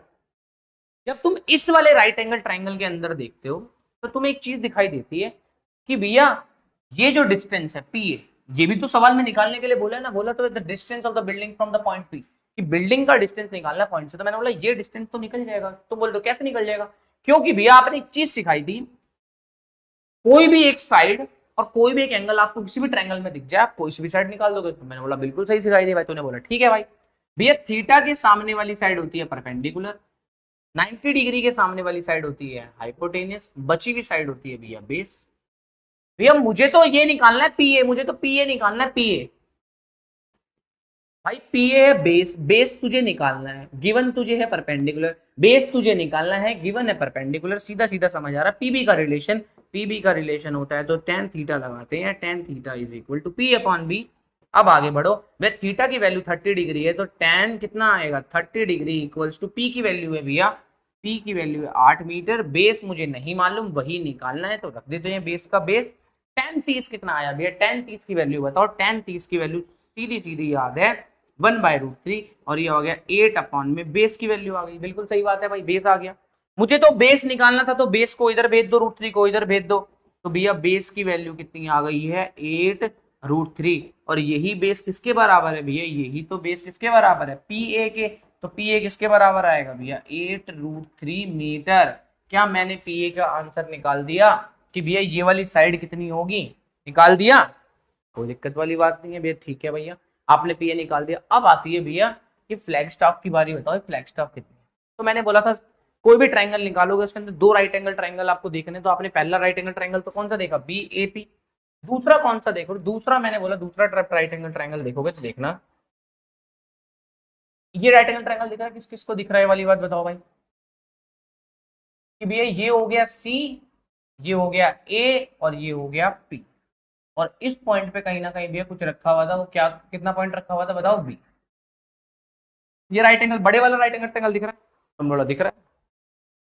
ये एंगल बड़े वाले ट्रायंगल का एंगल कितना है, बड़े वाले ट्रायंगल का एंगल है भाई हमारा 45 डिग्री, कितना है 45 डिग्री, ठीक है भैया। क्या ये साइड मालूम है भैया, ये साइड भैया अभी तो निकाली है वाली साइड, ये वाली साइड कितनी निकाली 8√3 निकाली, कितनी निकाली 8√3 मीटर निकाल ली भैया। कभी भी किसी भी ट्रायंगल की आपको अगर एक साइड एक एंगल पता है और एक साइड पता है तो आप कुछ भी निकाल सकते हो। तो अगर मुझसे कोई बोले भैया ये पूरी की पूरी साइड कितनी हो, अब तुम्हारा सवाल आएगा भैया आप ये वाली पूरी साइड क्यों निकाल रहे हो, पूरी साइड क्यों निकाल रहे हो, आपको कहां से क्या हुआ कि आप अपने आप मन से ये निकालने लगे। मैंने तुम्हें बोला था एक छोटी सी चीज समझना, क्या छोटी सी चीज है, देखो मुझे निकालना क्या है, ये वाली साइड निकालनी, ऑब्वियसली बात है ये साइड निकाल।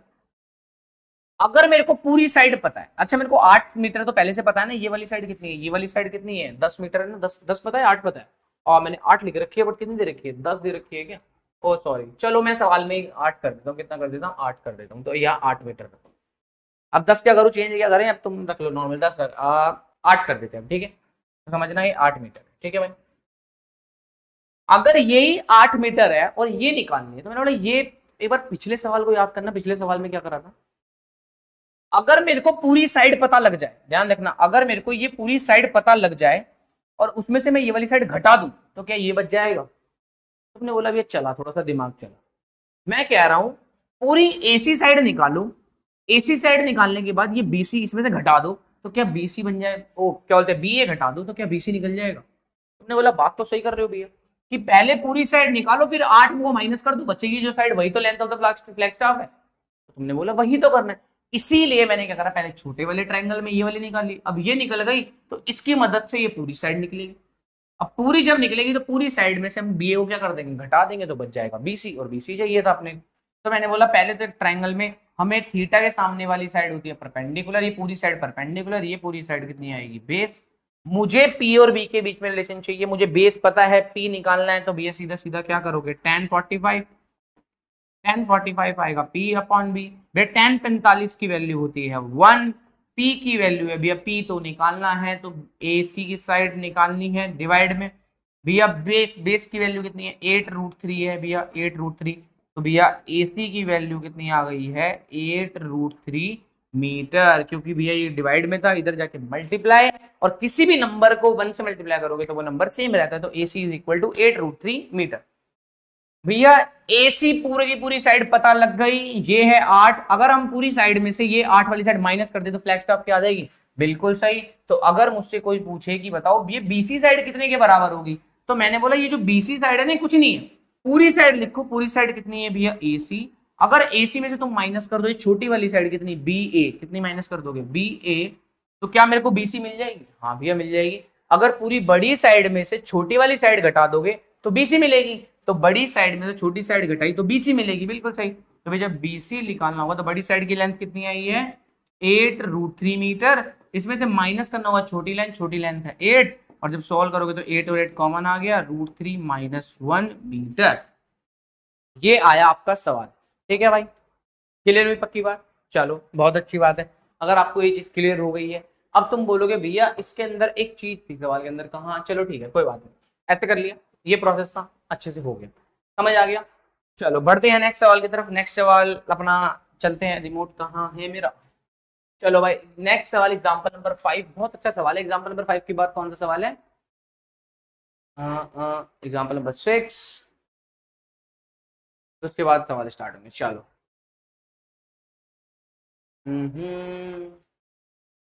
हाँ ठीक है, चलो।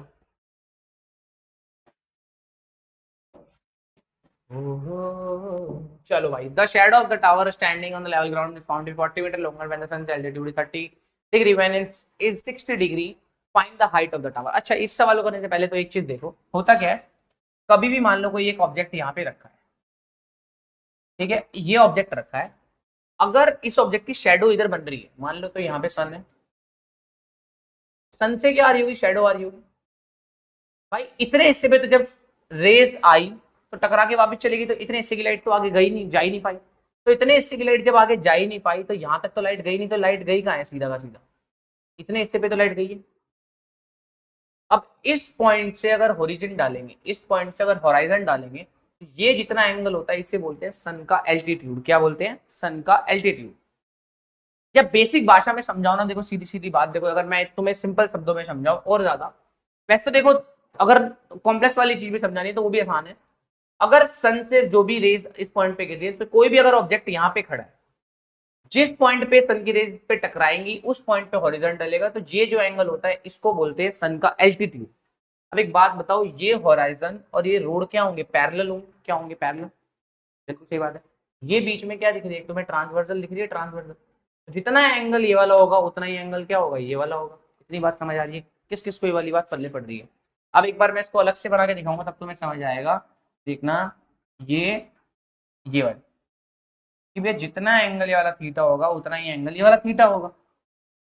तो वही वाली गेम है और कुछ गेम नहीं है।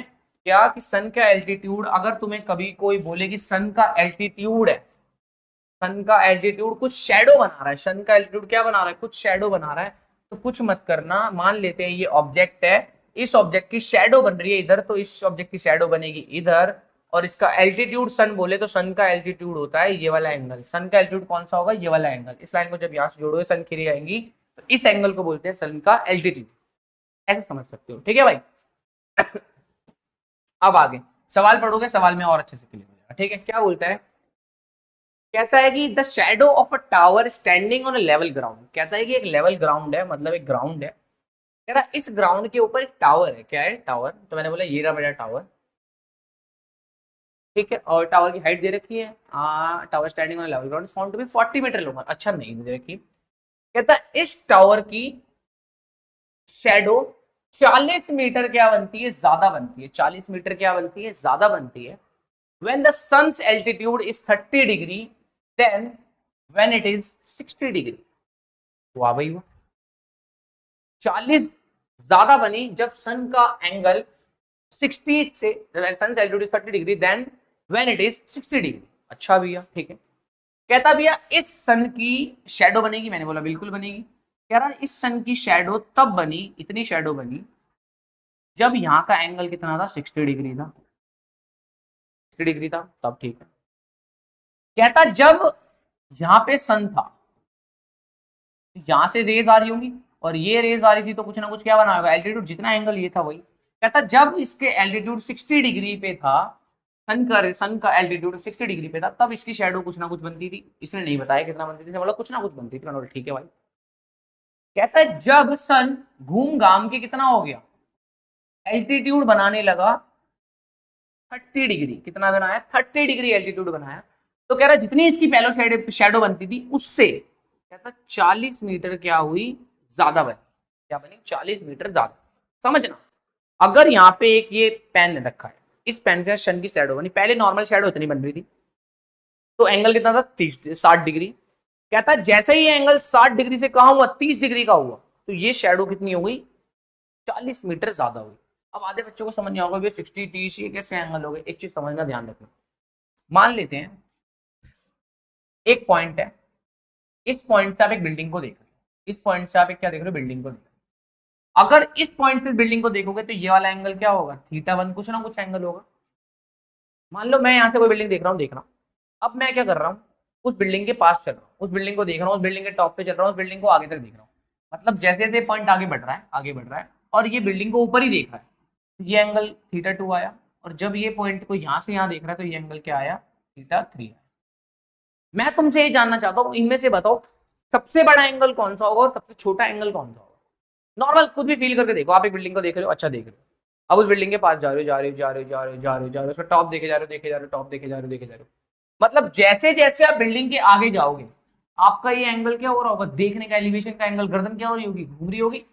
अपने घर की छत को देखते हो, टॉप को देखते हो तो ऐसे देखते हो बिल्कुल ऊपर मुंडी करके, और जब सामने वाले की जमीन से सामने वाले के घर की छत को देखोगे तो ऐसे देखोगे। मतलब जैसे जैसे किसी चीज के पास आते रहते हैं तो ये एंगल ऑफ एलिवेशन क्या होता रहता है, बढ़ता रहता है। मतलब सबसे छोटा θ1, उसके बाद θ2 बढ़ा, सबसे ज्यादा θ3 बढ़ा। मतलब जैसे जैसे किसी ऑब्जेक्ट के क्लोज आते रहते हैं तो वो एंगल क्या होता रहता है, बढ़ता रहता है। तो इसीलिए 30 डिग्री यहाँ आएगा, 60 डिग्री यहाँ आएगा, ये कंफ्यूजन नहीं होगी, क्योंकि जैसे जैसे पास जाते रहोगे वो एंगल क्या होता रहेगा, बड़ा होता रहेगा। तो 60 डिग्री यहाँ, 60 डिग्री पे कुछ शेडो बन रही थी, और जैसे ही वो 60 डिग्री से एल्टीट्यूड 30 डिग्री पे आया तो ये शेडो क्या हुई, 40 मीटर ज्यादा हो गई। शेडो कितनी बनी है उस टावर की, 40 मीटर ज्यादा बनी है। बात समझ आ रही है।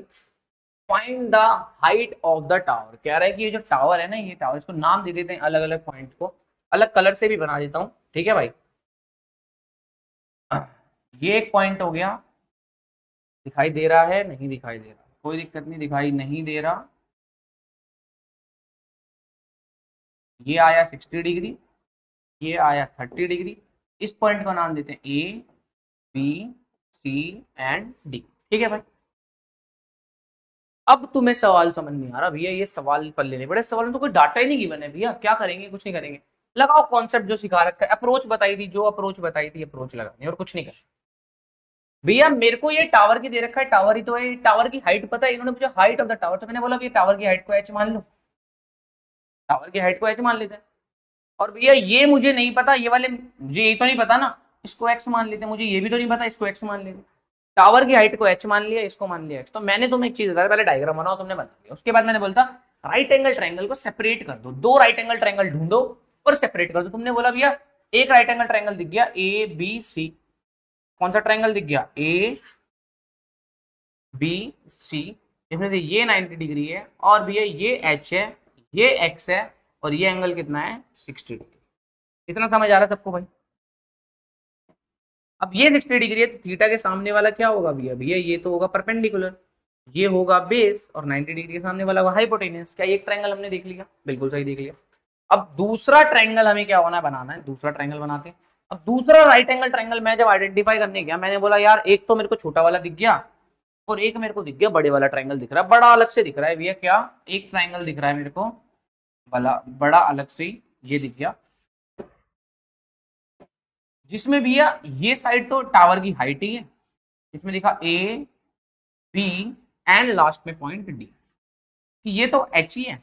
बट ये वाली साइड कितनी है भैया, 40 ये है, एक्स ये है, तो दोनों को जोड़ दूंगा, दोनों को जोड़ के ए डी भी बन जाएगी साइड। तो 40 प्लस एक्स वाली साइड है ये वाली, कोई दिक्कत परेशानी कुछ नहीं होनी चाहिए भाई। चलो ये साइड कितनी है, हाइपोटेनियस है भैया, ये तो हाइपोटेनियस मान भैया। ये है थीटा, इस बार थीटा कितना है 30 डिग्री, तो थीटा के सामने वाला भैया ये होता है परपेंडिकुलर, ये होता है बेस, और ये तो होता है हाइपोटेनियस, तो मैंने लिख दिया। अब मैंने तुम्हें बोला था जब दो ट्रायंगल बना लो उसके बाद ये देखो दोनों ट्रायंगल में कॉमन साइड कौन सी है। भैया दोनों ट्रायंगल में कॉमन साइड है भैया, दोनों ट्रायंगल में एक ही, यहाँ एबीसी दिख रहा है, यहाँ एबीसी, दोनों ट्रायंगल में सिर्फ कॉमन साइड, कॉमन मतलब जो दोनों ट्रायंगल में आ रही हो, दोनों ट्रायंगल में भैया ये वाली साइड भी आ रही है। अलग कलर से बना देता हूँ, कौन से कलर से बनाओ, व्हाइट वाले कलर से, कि भैया एक ट्रायंगल में ये भी आ रही है और इस वाले ट्रायंगल में ये भी आ रही है। ये वाली साइड भैया क्या दिख रही है, कॉमन दिख रही है। तो मैंने बोला था कॉमन साइड को दोनों ट्रायंगल से क्या कर लेना है, निकाल लेना है। मैंने क्या बताया, सबसे पहले डायग्राम बनाना है, ड्रॉ डायग्राम बनाया, पढ़ो सवाल को। उसके बाद दूसरा स्टेप मैंने बताया था दो राइट एंगल ट्रायंगल आपको ढूंढने हैं, आपने वो भी ढूंढ लिए। उसके बाद मैंने बताया तीसरा करना क्या है, दोनों राइट एंगल ट्रायंगल से अगर कॉमन साइड है तो कॉमन साइड ढूंढो, तुम्हें बोला कॉमन साइड भी दिखती है। अब अगर कॉमन साइड की वैल्यू गिवन है तो नॉर्मल फॉर्मूले से नॉर्मल तरीके से कर लो, बट अगर कॉमन साइड नहीं गिवन, मेरे को कॉमन साइड यहाँ नहीं गिवन है, कॉमन साइड क्या गिवन है, इसकी हाइट, टावर की हाइट तो पूछ रहा है, जब नहीं गिवन है तो इसकी भी वैल्यू निकालो, इसकी भी वैल्यू निकालो, दोनों की वैल्यू बराबर रख दो, यही तो बोला। तो मैंने बोला निकालो भाई, एक बार निकालते। तो मैंने बोला एक बार ध्यान से देखो, ये है इस ट्राइंगल में ये लगाओ, मुझे पी निकालना है, एच ही तो निकालना नहीं वाला, हाइट भी तो निकालनी है, पी निकालना है, बी मालूम है, बी और पी के बीच में क्या रिलेशन आ रहा है एक बार भाई बताओ, दोनों नहीं पता ना, तो दोनों के बीच में क्या रिलेशन आएगा, tan थीटा लगा दो, तो tan 60 डिग्री बराबर कितना आएगा, P अपॉन बी। इस ट्राइंगल की बात चल रही है, tan 60 डिग्री की वैल्यू होती है √3 इक्वल्स टू P की वैल्यू आ गई h, और B कितना है, B है भैया x, तो ये x। कोई दिक्कत परेशानी यहाँ, कोई दिक्कत वाली बात नहीं भैया। मुझे h निकालनी तो h को इधर भेज दो, कॉमन साइड निकालनी, h निकालना है, तो भैया ये आ गया x√3, कितना आ गया x√3। क्या x h की वैल्यू मिल गई मेरे को, एक ट्राइंगल से मिल गई, बिल्कुल मिल गई। अब आगे बढ़ते हैं। इस ट्राइंगल के अंदर भैया हमें दिख रहा है एक साइड p तो h तो निकालना है, साथ में ये वाली साइड भी कुछ मालूम है, तो भैया इन दोनों में रिलेशन p और b का लगता है, तो भैया यहाँ पर भी हम लगा देते हैं tan 30 डिग्री बराबर p अपॉन b। tan 30 की वैल्यू होती है 1/√3 इक्वल्स टू p की वैल्यू आ गई भैया h, और b की वैल्यू आ गई भैया 40 प्लस में x, कितनी आ गई 40 प्लस में x। इतना समझ आ रहा है भाई तुम्हें, क्लियर हो रही पक्की बात। चलो अब आगे बढ़ो, इतना सा समझ आ गया होगा भैया। 40 प्लस में x है, मुझे तो h निकालना है, तो h को क्या करेंगे, 40 प्लस x को इधर भेज दे, तो 40 प्लस x डिवाइड का यहां जाके मल्टीप्लाई का हो जाएगा, तो भैया 40 प्लस में x डिवाइड में √3 इज इक्वल टू कितना आएगा, h आ गया, आ गया भैया h। कोई दिक्कत परेशानी नहीं होनी चाहिए, नहीं होगी। इधर से भी h आ गया, इधर से भी h आ गया, दोनों h की वैल्यू, क्योंकि दोनों h की वैल्यू बराबर है, ये वाली h की वैल्यू इसके बराबर है, ये वाली h की वैल्यू इसके बराबर है, h दो वैल्यूज के बराबर है, इट मींस वो दोनों वैल्यू क्या होंगी, आपस में बराबर होंगी। यही पढ़ा रहा हूँ कि h की वैल्यू इस वाली वैल्यू के बराबर है, h की वैल्यू एक और दूसरी वैल्यू के बराबर है, मतलब h की वैल्यू x1 के ही बराबर है, h की वैल्यू x2 के ही बराबर है, तो ये इसके ही बराबर, ये इसके बराबर, तो ये दोनों भी क्या होंगे, आपस के अंदर बराबर होंगे, सही बात है। तो भैया यहाँ पर देखो, ये वाली वैल्यू इसके बराबर, ये वाली वैल्यू इसके बराबर, तो ये दोनों वैल्यूज भी क्या होंगी, आपस में बराबर होंगी। तो मैं यहाँ लिख सकता हूं कि भैया x√3 ये भी बराबर होगा किसके, 40 प्लस में x डिवाइड में √3 के, ठीक है। अब देखो कुछ टीचर ऐसे ही बता सकते हैं, बोलेंगे यहाँ से x की वैल्यू निकाल लो, और इस वाले सवाल के अंदर x की वैल्यू क्या कर दो, सब्स्टिट्यूट कर दो, वो भी सही है, कोई दिक्कत वाली बात नहीं है। मैं तो आपको बता रहा हूँ कि यहाँ से हम कैसे करेंगे, मेरे अप्रोच कैसे, मैं वाली अप्रोच बता रहा हूँ। क्या हमने दोनों कॉमन साइड बराबर कर दी भैया, ये √3 इधर आके क्या हो जाएगा, मल्टीप्लाई हो जाएगा, इक्वल्स टू 40 प्लस में x डिवाइड में √3 आ गया। कोई दिक्कत परेशानी किसी नहीं होनी चाहिए भैया। √3 को √3 से मल्टीप्लाई करेंगे तो कितना आएगा, √3 मल्टीप्लाई √3, तो ये हो जाएगा 3x इक्वल्स टू 40 डिवाइड 40 कितना हो जाएगा, 40 प्लस में x, ये प्लस का x क्या हो जाएगा, इधर आके क्या हो जाएगा, माइनस। अच्छा बताओ √3 मल्टीप्लाई, अरे हमने कुछ करा क्या, हाँ ये √3 हटाओ ना यहाँ से भाई, जब √3 डिवाइड का था यहाँ आपके मल्टीप्लाई का हो गया, तो √3 मल्टीप्लाई √3 3x आ गया इज इक्वल टू 40। अब ये x इधर आएगा तो ये कितना का हो जाएगा, 2x हो जाएगा इज इक्वल टू 40। कि भैया प्लस का x इधर आके माइनस का x, और 3x में से एक x जाएगा तो 2x आ जाएगा, और यहाँ से x की वैल्यू कितनी आ जाएगी, 20 आ जाएगी, कितनी आ जाएगी 20। x की वैल्यू कितनी आ गई 20। अब भैया x की वैल्यू अगर पता लग गई है तो h निकाल लोगे भैया, h तो हमने दोनों जगह निकाल के आए, h इधर भी h इधर भी, कहीं से भी निकालो। मैंने बोला h इधर दिख रहा है तो मैंने बोला इधर देख, अगर h की वैल्यू x√3 के बराबर है तो x की वैल्यू अभी निकाली हमने, कितना आ गया 20 √3 मीटर, ये हमारा क्या होगा आंसर, और हो गया सवाल आपका। सवाल पे मैंने कहीं पर भी कुछ ऐसा दिमाग लगाया जो मैंने आपको पहले नहीं समझा रखा था, सारा का सारा वही दिमाग लगाया जो मैंने आपको क्लास की स्टार्टिंग में पहले बता दिया था। तो घबराना नहीं है भाई किसी सवाल से, सवाल होगा उसी तरीके से जैसे मैंने बताया। करना क्या है, सवाल पढ़ा, डायग्राम बनाया, दो राइट एंगल ट्राइंगल को चूज करा, कौन से राइट एंगल ट्राइंगल है, अलग अलग दोनों का डायग्राम बनाया, फिर जो कॉमन साइड है कॉमन साइड ढूंढी, कॉमन साइड ढूंढने के बाद दोनों कॉमन साइड निकाली अलग अलग, और दोनों को आपस में बराबर कर दिया, एक वेरिएबल की वैल्यू आ गई, उस वेरिएबल से दूसरे वेरिएबल की वैल्यू तुरंत निकाल ली। अब बताओ, मैंने इस सवाल में यह भी बता दिया कि ये डिस्टेंस ये वाला कितना होगा, 20 मीटर का होगा भाई, तो 20 मीटर का लिख लो। तो ये ऐसे आ गया सवाल, इजी भी पड़ा, कोई दिक्कत वाली बात नहीं है। मैं तुम्हें नेक्स्ट सवाल दे देता हूँ, इसलिए तुम नेक्स्ट सवाल थोड़ा सा ट्राई करो। मैं इतने पानी पीता हूँ भाई। नेक्स्ट सवाल फटाफट इस सवाल को करो, देखना मैं इधर पानी पी लेता हूँ जिससे कि दिक्कत ना हो। ट्रायंगल ऑफ डिप्रेशन, ठीक है, सवाल को पढ़ो, सवाल उसके बाद अच्छा सवाल है उसके बाद करना, ठीक है भाई।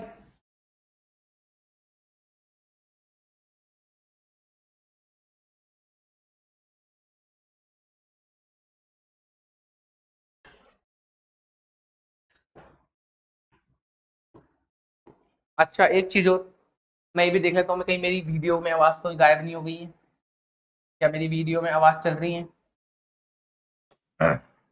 आवाज आ रही है, वीडियो भी, अभी तो वीडियो 1 घंटे की बनी है लगभग, ठीक है। आ गया भाई सवाल के ऊपर वापस। The angle of depression of the top and the bottom of the 8 metre tall building on the top of multi store building is 30 degree and 45 degree. ये मैं पढ़ रहा हूँ, अपना अपना पढ़ते हो, सवाल ट्राई करो, ठीक है भाई।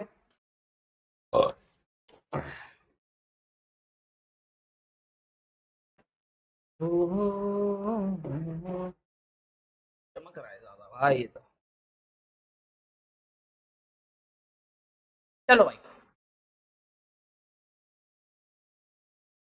क्या बोल रहा है? The angle of depression of the top and the bottom of an 8 metre tall building from the top of a multi store building are 30 degree this. अच्छा ये डायग्राम में लेके आ गया, बट लेकिन ये डायग्राम मुझे लाना नहीं था, चलो कोई बात नहीं, लिया है। कहता है कि द एंगल ऑफ डिप्रेशन, कहता है एंगल ऑफ डिप्रेशन किसके? ऑफ द टॉप, कहता है टॉप के, एंड बॉटम, किसके? बॉटम के, किसके? 8 मीटर टॉल बिल्डिंग। कहता कि भैया कोई एक 8 मीटर टॉल बिल्डिंग है, मैंने बोला 8 मीटर टॉल बिल्डिंग है, ठीक है भाई, ये 8 मीटर टॉल बिल्डिंग है, 8 मीटर। कहता है इसके टॉप को कहीं से देखा जा रहा है और इसके बॉटम को कहीं से देखा जा रहा है। कहां से देखा जा रहा है? From a top of a multi stored building. कहता है कि एक मल्टी स्टोर्ड बिल्डिंग है, उसके टॉप से देखा जा रहा है, मतलब इसके बगल में एक और बिल्डिंग है, multi stored building. Multi stored building मतलब इसके अंदर ज्यादा से ज्यादा फ्लोर होती है, काफी ज्यादा फ्लोरें होती हैं और काफी लंबी होती है, उसको मल्टी स्टोर्ड बिल्डिंग बोलते हैं यार। उस टॉप से एक बार इसके टॉप को देखा गया लाइन ऑफ साइट, और एक बार इसके कहां देखा गया? नीचे वाले हिस्से को देखा गया, बॉटम, बॉटम देखा गया। इस 8 मीटर टॉल बिल्डिंग के, एक मल्टी स्टोर्ड बिल्डिंग्स के टॉप से एक बार इसके टॉप को देखा गया और एक बार इसके बॉटम को देखा गया। कहता है भैया जब टॉप को देखा तो एंगल ऑफ डिप्रेशन बना, एंगल ऑफ डिप्रेशन कितना बना? 30 डिग्री बना। कितना बना? 30 डिग्री। मतलब जब मैंने अपनी ऊंची वाली बिल्डिंग से छोटी वाली बिल्डिंग पे नीचे देखा तो जो उसका टॉप था उसकी एंगल कितना बन रहा है? 30 डिग्री। और जब भैया ये वाला एंगल ऊपर बॉटम के लिए देखा तो ये कितना बन रहा है? 45 डिग्री। चलो ये 8 मीटर हमारे को मालूम है, ठीक है भैया। आगे कुछ और बोला है, find the height of the multi stored building. अच्छा ये हमारी कौन सी बिल्डिंग है? Multi stored building. एक बार मैं रेड कलर ले लेता हूँ जिससे इस व्हाइट पेज पे अच्छे से दिखे, ठीक है। इरेजर, इरेजर अप करो कि भैया ये हमारी है मल्टी स्टोर्ड बिल्डिंग। अरे क्या हो गया? ठीक है, ये हमारी है मल्टी स्टोरेड बिल्डिंग, ठीक है भैया, ये मल्टी स्टोरेड बिल्डिंग होगी एमबी। अब इसके बाद भैया ये हमारी है बी है 8 मीटर टॉल बिल्डिंग, ये वाली। एक बार इसके टॉप से भैया इसके टॉप देखा गया और एक बार उसके टॉप से इसको एक बार नीचे देखा गया, ठीक है भैया, इतना बात समझ आ गया 8 मीटर टॉल बिल्डिंग को। अगर एक बात बताओ, ये पैरेलल, एक ये हॉरिजॉन्टल लाइन है, ये एंगल 30 है, तो भैया ये वाला एंगल कितना होगा? ये एंगल अगर 30 है, ये वाला एंगल कितना होगा? ये भी 30 होगा। क्यों होगा भैया? अल्टरनेट इंटीरियर एंगल, कोई भी दो पैरेलल रेस के ट्रांसवर्सल में अपोजिट एंगल अल्टरनेट वाले क्या होते हैं? आपस में बराबर होते हैं। तो इसी बात से मैं कह सकता हूं कि भैया जितना एंगल ये होगा उतना ही एंगल भैया ये होगा, 30 डिग्री होगा। कोई दिक्कत परेशानी किसी को नहीं होनी चाहिए यहाँ पर, ठीक है भैया। जितना एंगल ये 45 ये वाला होगा, जितना एंगल ये वाला 45 होगा, उतना ही एंगल कौन सा होगा भैया? ये वाला 45 होगा। क्यों होगा भैया? Alternate interior angle. फिर से एक बार देखो ध्यान से। अरे भाई एक चीज बताओ, अगर मैं यहाँ पे एक नॉर्मल लाइन ड्रॉ कर दूं ऐसे, ये पैरेलल लाइन है, ये पैरेलल है, ये भी पैरेलल है, तो अगर ये वाला कितना है भैया? 30 है, तो ये वाला भी कितना होगा, ये वाला भी 30 आएगा। अगर ये बड़े वाला 45 है तो नीचे बड़े वाला भी क्या आएगा, 45 आएगा। तो वही चीज है, अगर ये पूरा का पूरा 45 तो ये 45, ये 30 तो ये वाला भी कितना आएगा, 30 आएगा। इतनी बात समझ में आ रही है कि भैया मैंने एंगल्स कैसे लिखे हैं कैसे नहीं, एंगल ऑफ डिप्रेशन का मतलब समझ आ गया नहीं, ठीक है भैया। ये वाली जो बीए की हाइट है, ये बीए की हाइट भी मुझे समझ आ रखी है 8 मीटर। अगर ये 8 मीटर तो भैया ये वाली कितनी आएगी, 8 मीटर। भैया हमसे पूछ रहा है, ये वाली साइड नहीं पता तो इसको मान लेते हैं एक्स। पूछ रहा था find the height of the multi stored building, कह रहा है जो बड़ी सी बिल्डिंग है ना मल्टी स्टोर्ड, कहता है इस बिल्डिंग की हाइट बता दो। मतलब मुझसे पूछ रहा था पीसी बता दो कितना होगा, पीसी बता दो कितना होगा, and the distance between the two building, कहता है ये भी बता दो इन दोनों के बीच में कितना डिस्टेंस होगा। मतलब भैया एसी भी बता दो एंड पीसी भी बता दो। मैंने बोला भाई बता देंगे, कोई दिक्कत वाली बात यहाँ पे नहीं है। सबसे पहले इन सबको इरेज करा, ठीक है भाई। चलते हैं सवाल में आगे। सबसे पहले मेरा एक ही सवाल का टारगेट था, डायग्राम बना लिया भैया, डायग्राम बन गया। उसके बाद भी राइट डायग्राम के अंदर दो राइट एंगल ट्रायंगल्स को अच्छे से ऑब्जर्व करो। मैंने बोला करता हूं मैं ऑब्जर्व। दो राइट एंगल ट्रायंगल मेरे को दिख रहे हैं, एक मुझे राइट एंगल ट्रायंगल दिख रहा है PBD, ये दिख रहा है, और एक राइट एंगल दिख रहा है PAC, यही तो दिख रहे हैं दो राइट एंगल ट्रायंगल। पहला मैं राइट एंगल ट्रायंगल, अच्छा मैं अलग कलर से बना देता हूँ अब, ठीक है।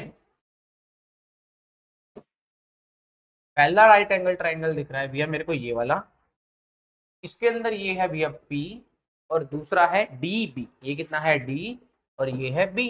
कोई दिक्कत परेशानी किसी को नहीं होगी। भैया ये कितना है, ये है 30 डिग्री, ये कितना है 30 डिग्री। और कुछ पता है, और कुछ नहीं पता। हाँ भैया इसको हमने x मान लिया, ये हमें नहीं पता तो हमने इसको x मान लिया। मैंने बोला कोई दिक्कत नहीं। क्या और कुछ पता है, तुमने बोला भैया और कुछ नहीं पता। मैंने बोला ठीक है भाई कोई दिक्कत नहीं। अच्छा अगर ये थीटा है तो थीटा के सामने वाला ये क्या होगा, परपेंडिकुलर। ये 90 डिग्री है तो 90 डिग्री सामने वाला क्या होगा भैया, हाइपोटेनियस। और ये बचा हुआ है तो ये क्या होगा भैया, ये होगा बेस। ठीक है भैया, बेस भी हमें नहीं पता। अब मैंने बोला ये तो इसका डायग्राम हो गया। दूसरा राइट एंगल ट्रायंगल कहाँ था, दूसरा राइट एंगल ट्रायंगल भैया मैंने बोला मेरे को दिख गया, ये तो बड़े वाला ट्रायंगल है, इसको कैसे भूल सकते हैं। ये मैंने बोला ये है P और ये है भैया C और ये है A। भैया ये वाला एंगल है 45 डिग्री और भैया ये वाली जो साइड है पूरी की पूरी यहां से लेकर यहां तक, ये P मल्टी स्टोर्ड बिल्डिंग की साइड है जो PC, ये भैया x प्लस में 8 मीटर है। कि ये वाली x जमा ये 8 दोनों को मिलाने के बाद PC आती है, तब जाके तो मैं कह पा रहा हूँ PC है भैया। तो ठीक है भैया कोई दिक्कत वाली बात नहीं है। अब आगे क्या करें भैया, अब आगे समझ क्या एक चीज तुम्हें यहां दिख रही है। अच्छा चलो वही बता दो, थीटा के सामने वाला क्या होता है, परपेंडिकुलर। और ये 90 डिग्री के सामने वाला क्या होता है, बेस। और ये बचा, ओ बेस नहीं कह रहा, हाइपो होता है। और बचा हुआ क्या होता है, बेस हो गया। चलो भैया उसके आगे बताओ क्या दिक्कत है भैया, क्या हो गया। ठीक है अब क्या करें भैया, अब समझ नहीं आ रहा। तो एक ही चीज बता रखी है, दो राइट एंगल ट्राइंगल बना लिए, उनका डायग्राम बनाओ, फिर फाइंड करो कॉमन साइड कौन सी दोनों। अब दो ट्राइंगल तुम्हारे सामने बन रहे हैं, इनमें कॉमन साइड कौन सी होगी। तुम बोलोगे भैया समझ ही नहीं आई। मैंने बोला एक चीज ध्यान रख, जो बना रहा हूं ध्यान से रखना, ध्यान से देखना।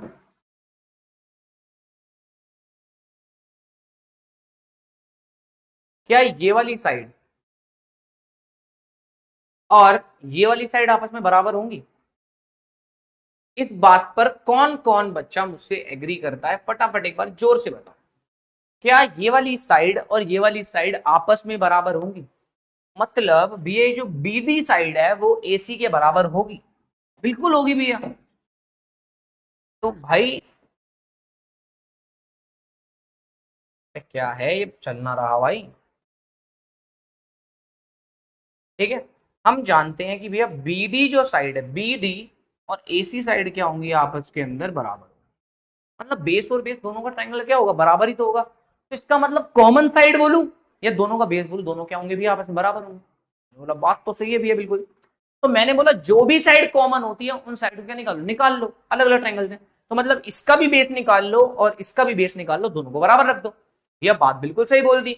अब भैया इसका बेस कैसे निकालू, अच्छा भैया परपेंडिकुलर पता है, बेस निकालना है, P और B का रिलेशन सीधे सीधा भैया यहाँ पे दिमाग मेरा चल गया कि भैया tan थीटा लगाओ जो कि होता है P/B। भैया tan थीटा, tan की वैल्यू कितनी है, थीटा की वैल्यू है भैया 30 डिग्री, tan थीटा की वैल्यू 30 डिग्री, परपेंडिकुलर हमारा है भैया x, बेस हमारा कितना आया, बेस तो ये बेस को कुछ भी लिख सकते हो, मान लो बेस को बेस ही लिख देता हूँ, बेस निकालना है, ठीक है। ये दोनों बेस सेम है तो मैंने बी मान रखा है, तो मान लो बेस लिख दिया। tan 30 की वैल्यू भी आती है 1/√3 इक्वल्स टू कितना आ गया x अपॉन बेस। मुझे तो बेस चाहिए तो भैया बेस इधर करो, ये √3 वहां चला जाएगा तो कितना आएगा x√3। कितना आ गया x√3। क्या एक जगह से हमने बेस निकाल लिया, एक ट्राइंगल से बेस हमने निकाल लिया। अब दूसरे ट्राइंगल पर आओ भैया, कैसे निकालेंगे, रखना नहीं है भाई, सवाल चल रहे हैं, सवाल सारे के सारे अच्छे सवाल है भाई, कोई भी ऐसा लल्लू सवाल नहीं है कि भैया कुछ भी मन करके उठा के ले आए। सारे एनसीईआरटी के अच्छे सवाल हैं, एनसीईआरटी में जितने सवाल दे रखे सारे के सारे अच्छे हैं। अगर तुमने सारे के सारे सवाल बना लिए, कोई एक्स्ट्रा सवाल लगाने की ज्यादा से ज्यादा जरूरत नहीं है भाई, सारे टाइप कवर कर देती है एनसीईआरटी, ठीक है भाई। अब इस वाले सवाल में देखो, इस वाले सवाल में भी बेस निकालना है भैया, परपेंडिकुलर पता है बेस निकालना है, tan थीटा का रिलेशन लगेगा, तो भैया tan थीटा का रिलेशन होता है p अपॉन b। यहाँ एंगल है 45 और मैं जानता हूं tan 45 की वैल्यू सीधे सीधे 1 लिखनी है, तो सीधे सीधे कितनी होती है 1 होती है। इक्वल्स टू भैया परपेंडिकुलर कितना है, परपेंडिकुलर है भैया x प्लस में 8, बेस तो मेरे को निकालना है, तो बेस अगर मुझे चाहिए तो बेस की वैल्यू आएगी x प्लस में 8। कितनी आएगी x प्लस में 8। बात समझ आ रही है, पल्ले पढ़ रही है तो लिखो इसको फटाफट, लिखना है साथ में। क्या मेरा बेस निकल के आया भैया, इधर से बेस निकल के आ रहा है x√3, इधर से बेस निकल के आ रहा है x प्लस 8। मैं जानता हूं दोनों के दोनों बेस क्या होंगे, बराबर होंगे, क्योंकि भैया बेस तो दोनों सेम ही है ना। तो ये b की वैल्यू भी आ रही है और इधर भी b की वैल्यू x प्लस 8 आ रही है, तो दोनों वैल्यू क्या आपस में बराबर होंगी। तो क्या मैं लिख सकता हूं भैया x√3 बराबर होगा x प्लस 8 के, क्या लिख सकता हूं, ठीक है भैया। ये प्लस का x है तो ये x√3, माइनस का x इधर आ जाएगा, प्लस का x इधर चला गया, यहाँ बच गया 8। तो भैया x की वैल्यू आ गई है, x कॉमन ले लिया, √3 माइनस 1 इज इक्वल टू 8। मुझसे पूछा था x की वैल्यू बताओ, तो x की वैल्यू आएगी 8 अपॉन में √3 माइनस 1। कितनी आएगी √3 माइनस 1। अब भाई ध्यान दो, x की वैल्यू जो हमारा x था, ये इस x की वैल्यू हमारी कितनी आ गई है 8 अपॉन में √3 माइनस 1। भैया √3 तो कभी नहीं रखते नीचे, तो बेटा रैशनलाइज करना, हर काम मैं करूंगा तो तुम क्या करोगे। अब इस सवाल में क्या करना है, x को तुम्हें रैशनलाइज करना है। रैशनलाइज कैसे करते हैं, डिनोमिनेटर में जो सेम नंबर लिखा होता है उससे ऊपर नीचे डिवाइड करते हैं, साइन बदल देते हैं, माइनस का साइन तो प्लस का साइन से मल्टीप्लाई करो, कुछ ना कुछ आंसर आएगा, वो आंसर लिखो। मैं वो वाला सिस्टम नहीं है कि सारे के सारे आंसर लेके आए और सारा के सारा आंसर देख रहे हैं, वह सिस्टम नहीं, तुम्हारे सामने कर रहे हैं, तुम निकालो। सारे सवाल मैं खुद से सॉल्व करके दिखा रहा हूं, तो वैल्यू अच्छी है, ठीक है भाई। रैशनलाइज करो, जो भी आंसर आएगा वो तुम्हारी किसकी वैल्यू आ गई भैया, x की वैल्यू।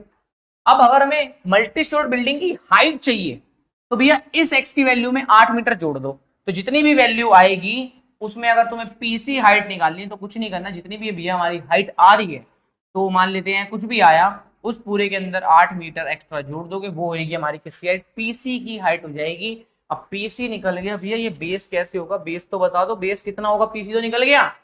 अरे भाई बेस कितना था x√3, तो जो भी तू यहां से x की वैल्यू निकालेगा उस x की वैल्यू को उठा के यहाँ पे x में डाल दियो, वही तो बेस के बराबर आएगी, तो बेस की वैल्यू भी आ जाएगी साथ में। तो तेरा बेस भी निकल के आ गया, तेरी क्या निकल गया, x की वैल्यू भी निकल गया, हाइट भी निकल के आ गई मल्टी स्टोर। तो दोनों आंसर हमारे इस तरीके से आ जाएंगे। करा क्या मैंने, अभी भी बता रहा हूं, करा मैंने वही जो मैंने बताया था क्लास की स्टार्टिंग में। क्या है क्लास की स्टार्टिंग में बताया था कि करना कुछ नहीं है, आपको देखना क्या है, दो राइट एंगल ट्रायंगल छांटने हैं और उनमें फिर कॉमन साइड ढूंढनी है, कॉमन साइड दोनों ट्रायंगल से निकालनी है। अगर वो अननोन है तो दोनों ट्रायंगल से निकालने के बाद उनको बराबर रख दो, बराबर रखना, तुम्हारा सवाल सॉल्व हो जाएगा। चलते हैं नेक्स्ट सवाल की तरफ। नेक्स्ट सवाल आप सबको दूंगा, आप ट्राई करो करने की, उसके बाद मैं कराऊंगा। नेक्स्ट सवाल आपकी स्क्रीन के ऊपर ये रहा, कोई सवाल मिस तो नहीं हुआ हमसे, ठीक है भाई, कोई सवाल मिस नहीं हुआ। चलो ये वाला सवाल करो फिर, ठीक है भाई। ये सवाल देखो, नहीं ये तो करा दिया। A tree breaks due to storm and the broken part bends so that, अभी सवाल तुम ट्राई करो पहले, फिर मैं पानी पीता हूँ।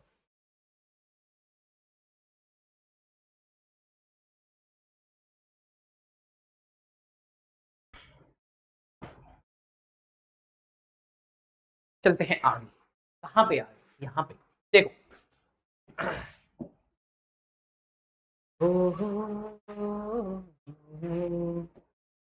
चलो भाई, a tree breaks due to storm and broken part bends so that the top of the tree touches the ground making an angle 30 degree with it. The distance between the foot and the tree to the point where the top touches the ground is 8 meter. Find the height of the tree. बहुत simple सवाल है। क्या है simple सवाल, देखना कहता है कहता है कि एक ट्री है, अ ट्री ब्रेक्स, कहता है एक ट्री जो है वो टूट जाता है। क्या हो जाता है? टूट जाता है। मतलब एक चीज सोच के देखो, एक ट्री होगा, पहले क्या होगा, एक पूरा का पूरा ट्री होगा, ध्यान रखना, ठीक है भाई। एक ट्री, एक क्या हुआ, एक तूफान आया, तूफान आने के बाद ये ट्री क्या हो गया, टूट गया। मतलब इस ट्री की पूरी लेंथ कितनी होगी भैया, एल लेंथ होगी। ये ट्री बीच में से क्या हो गया, टूट गया। अब जब टूट जाएगा तो ट्री क्या हो जाएगा भैया, ऐसे ही तो गिरेगा, ठीक है। ये ट्री ऐसे गिर जाएगा टूटने के बाद भैया, इस तरफ ऐसे गिर जाएगा कुछ ना कुछ। कहता जब ये ट्री टूटा तो इसने ग्राउंड के साथ कितना डिग्री का एंगल बनाया, ग्राउंड के साथ इसने बनाया 30 डिग्री का एंगल बनाया। कितने डिग्री का एंगल बनाया, 30 डिग्री का। और कुछ भी लिखा है, कहता the distance between the foot and the tree to the point where the top of the touch is the ground is 8 metre. कहता है इस ट्री का जो फुट है, मतलब इस ट्री का जो ये वाला पॉइंट है, और कहता है जहां पे ट्री का टच, टॉप गिर के टच हुआ है, कहता है ये जो डिस्टेंस है ये 8 मीटर है। कितना है, 8 मीटर। कहता है length of the tree find करो कि ट्री की लेंथ कितनी थी, the height of the tree.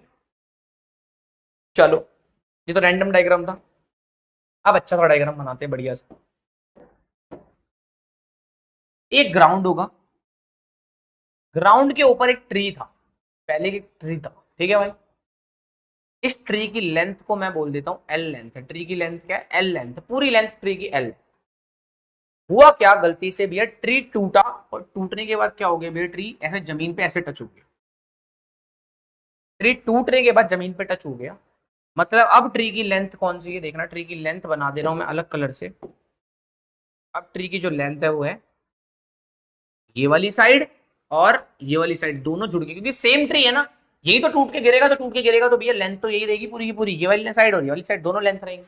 ठीक है भैया, इतना समझ आ गया, इतनी बात समझ आ गई।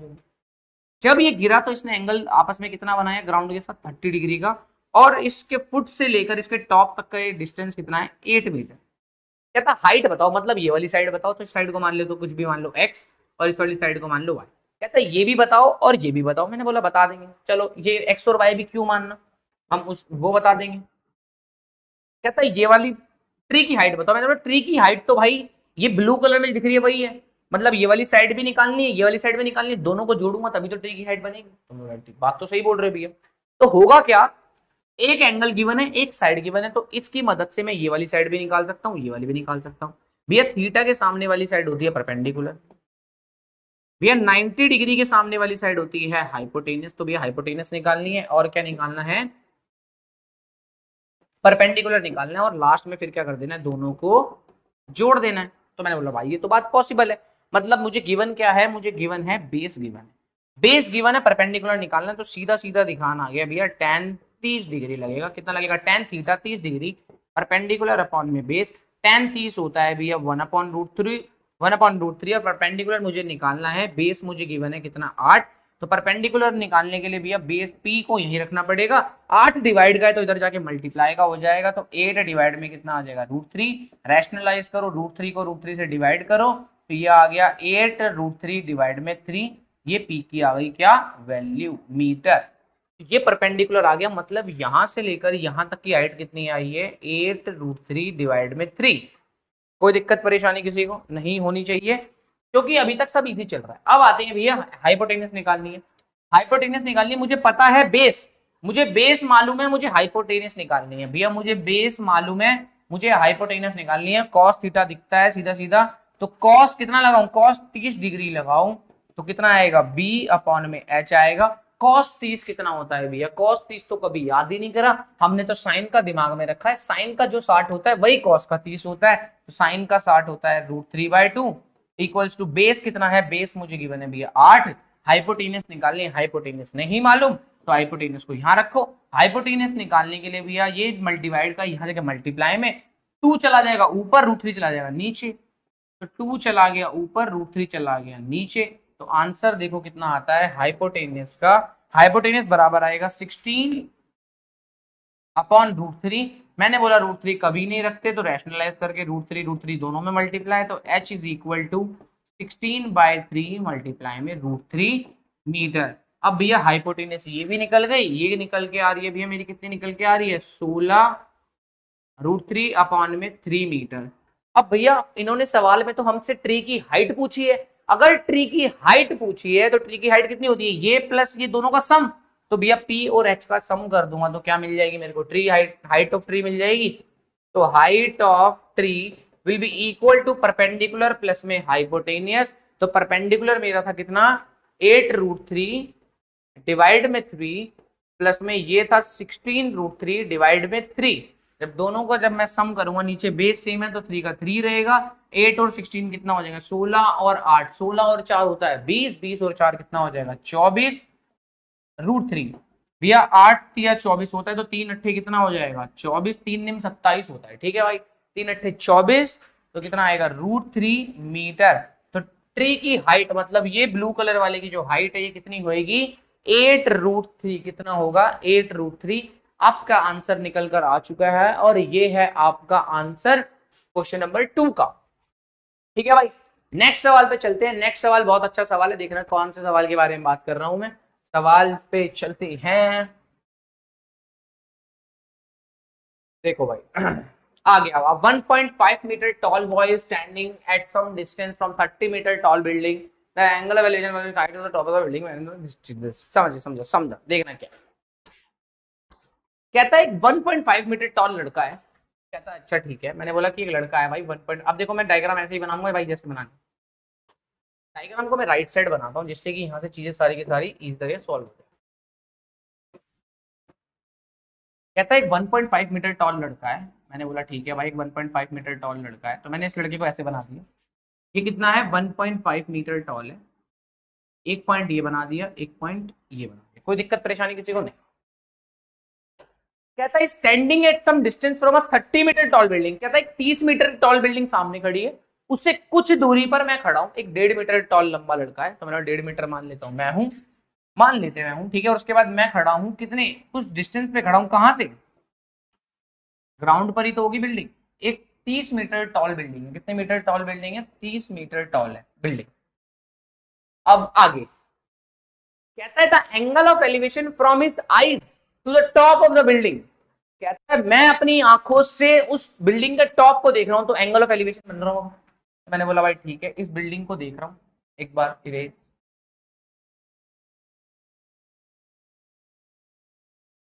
इस बिल्डिंग के मैंने टॉप को देखा तो कुछ ना कुछ एंगल ऑफ एलिवेशन बन रहा है। अब जब कभी भी एंगल बनता है तो वो तो हॉरिजन के साथ बनता है, भैया हॉरिजन तो बनाओ। अच्छा भाई ले ये ली हॉरिजन, ठीक है बना दी भैया हॉरिजन। कहता है जो हॉरिजन के साथ जो एंगल बन रहा है वो कितना बन रहा है, कितना बन रहा है भाई, कितना लिखा है यहाँ पे 30 डिग्री, कितना लिखा है 30 डिग्री,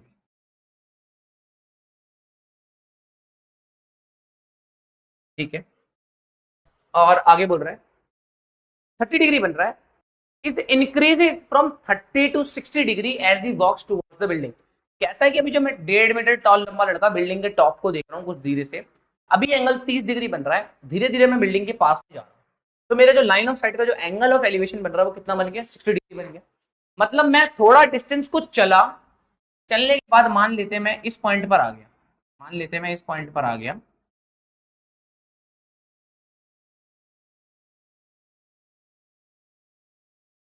मान लेते हैं मैं इस पॉइंट पर आ गया।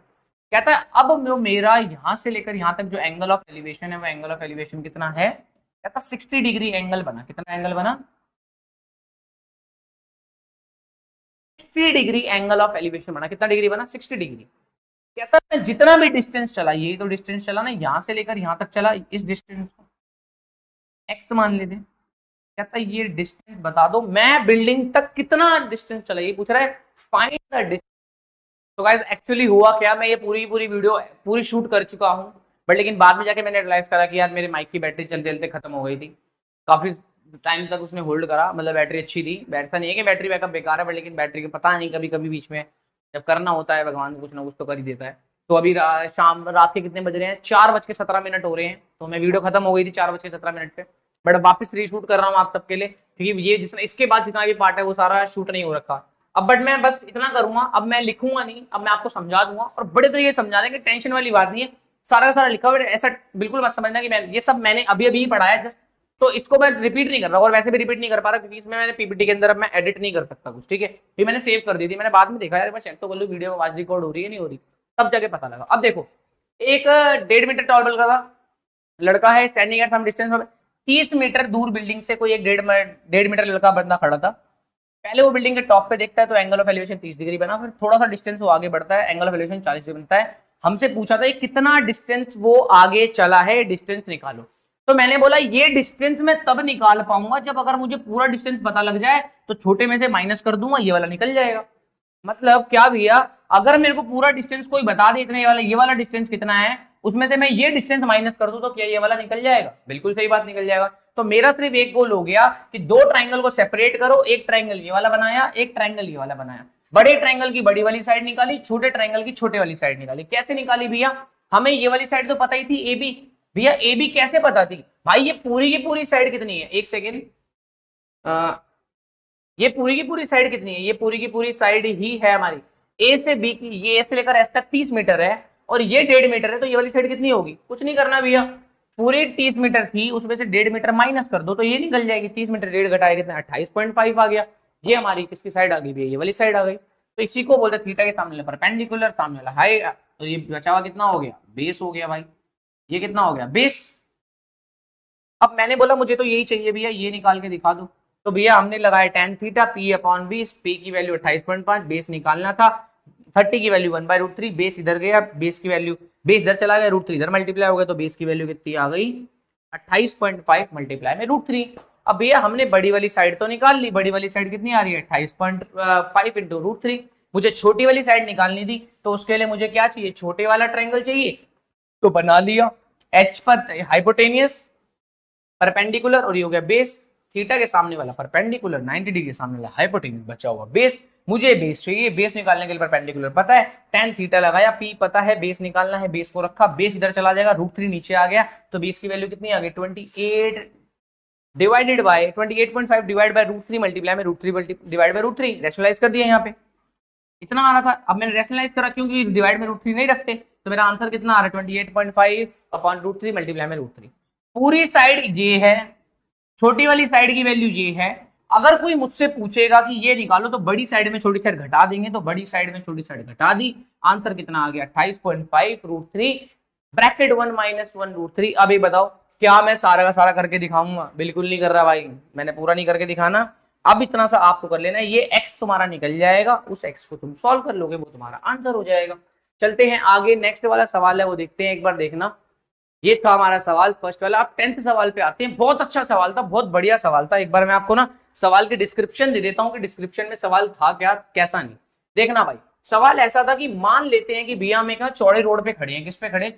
चौड़े रोड पे, जिसमें से ये पूरा रोड कितने का है? 80 मीटर का है। मान लेते हैं भैया एक हमारा चौड़ा रोड ये वाला है, पूरा रोड कितने का है? 80 मीटर का है। एक खंबा इधर लग रखा है पोल, और एक खंबा भैया इधर है। क्या कहता है? कहता एक पोल इधर है और एक पोल क्या है भैया? इधर। दोनों पोल की हाइट भैया कितनी है? बराबर है। मतलब ये h है, ये भी कितना है? h।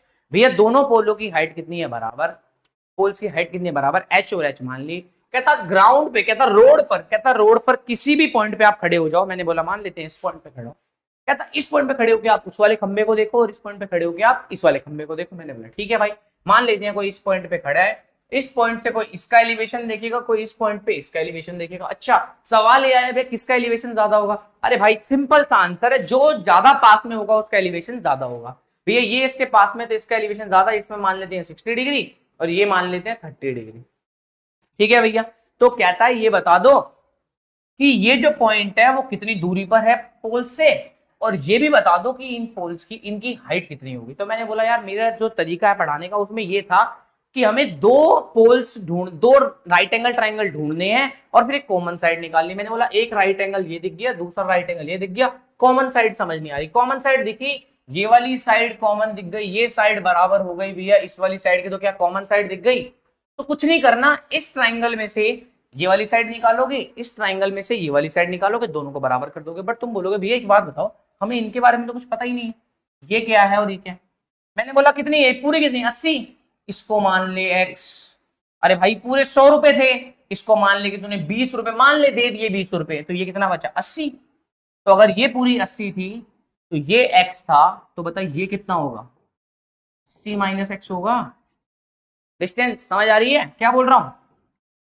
कि भैया अगर ये x था तो ये कितना होगा? 80 - x होगा।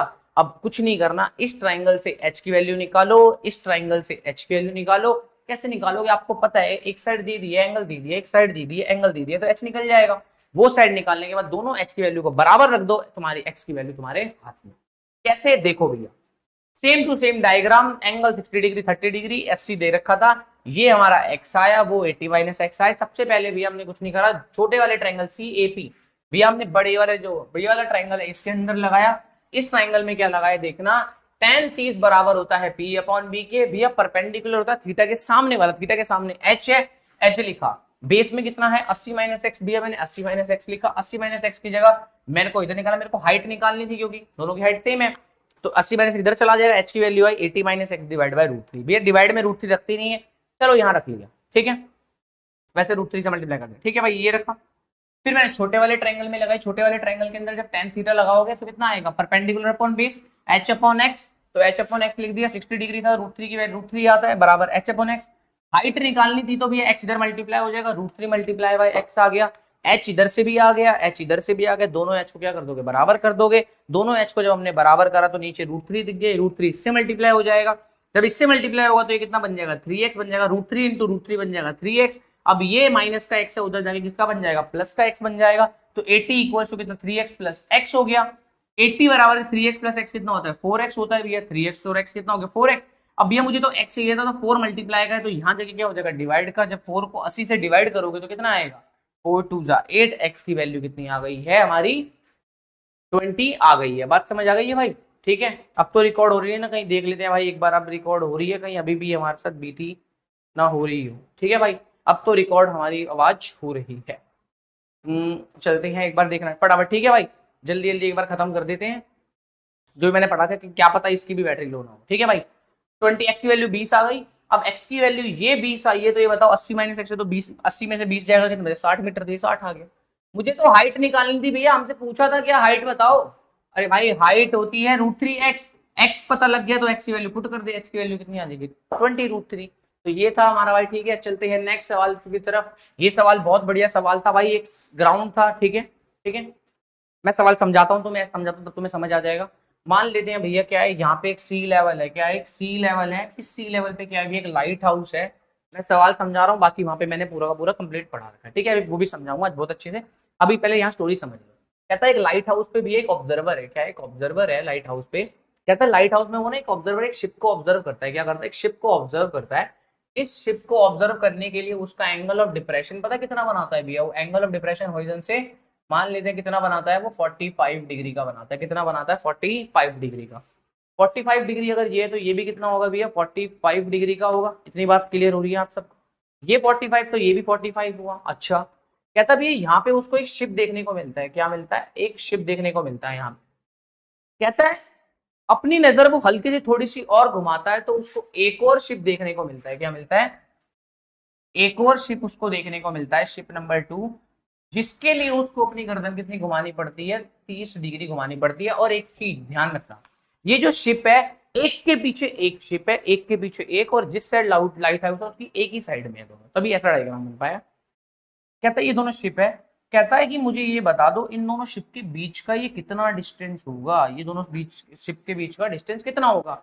गिवन क्या है, ये लाइट हाउस की जो लेंथ है वो कितनी है 75 मीटर। इस गिवन लाइट हाउस की लेंथ कितनी है 75 मीटर।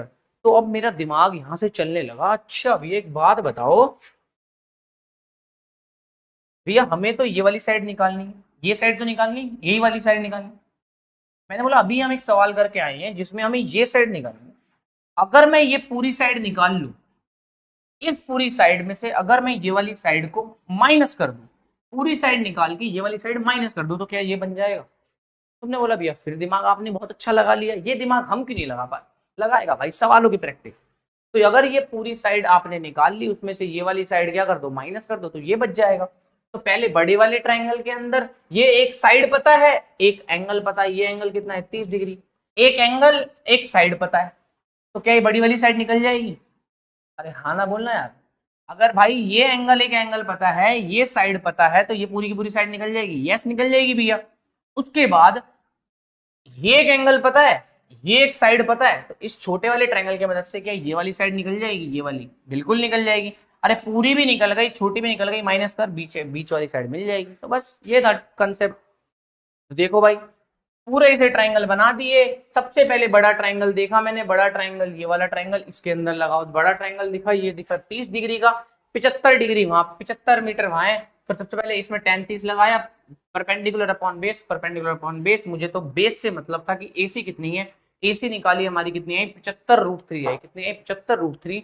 फिर हमने क्या करा, इस छोटे वाले ट्रायंगल के अंदर, ये जो छोटा वाला ट्रायंगल दिख रहा है इसके अंदर भी लगाया tan थीटा, जो कि होता है परपेंडिकुलर अपॉन बेस। तो परपेंडिकुलर की तरफ 75 निकल गया, तो ये वाली साइड कितनी निकल के आएगी, DA भी कितनी आई 75 निकल के आई। कैसे निकल गई सोचना, कभी भी tan 45 मिल जाए तो इतना ध्यान रखना है, tan 45 डिग्री जब भी आएगा तो समझ जाना जितना परपेंडिकुलर होगा उतना ही बेस, जितना परपेंडिकुलर उतना बेस, जितना परपेंडिकुलर उतना बेस। दिमाग में डाल लो, जब जब 45 आएगा परपेंडिकुलर बेस साथ लाएगा, जब जब 45 लाएगा परपेंडिकुलर और बेस साथ में लेके आएगा। तो जितना परपेंडिकुलर उतना बेस 75, और ये भी कितना आएगा 75, तो DA कितना आ गया 75 आ गया। अच्छा भैया ये पूरी भी पता लग गई, ये पूरी पता लग गई, तो बड़ी में से छोटी वाली माइनस कर दो, x निकल जाएगा।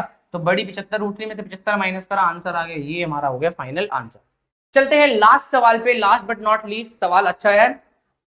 ये रहा भाई सवाल, बहुत मस्त सवाल था।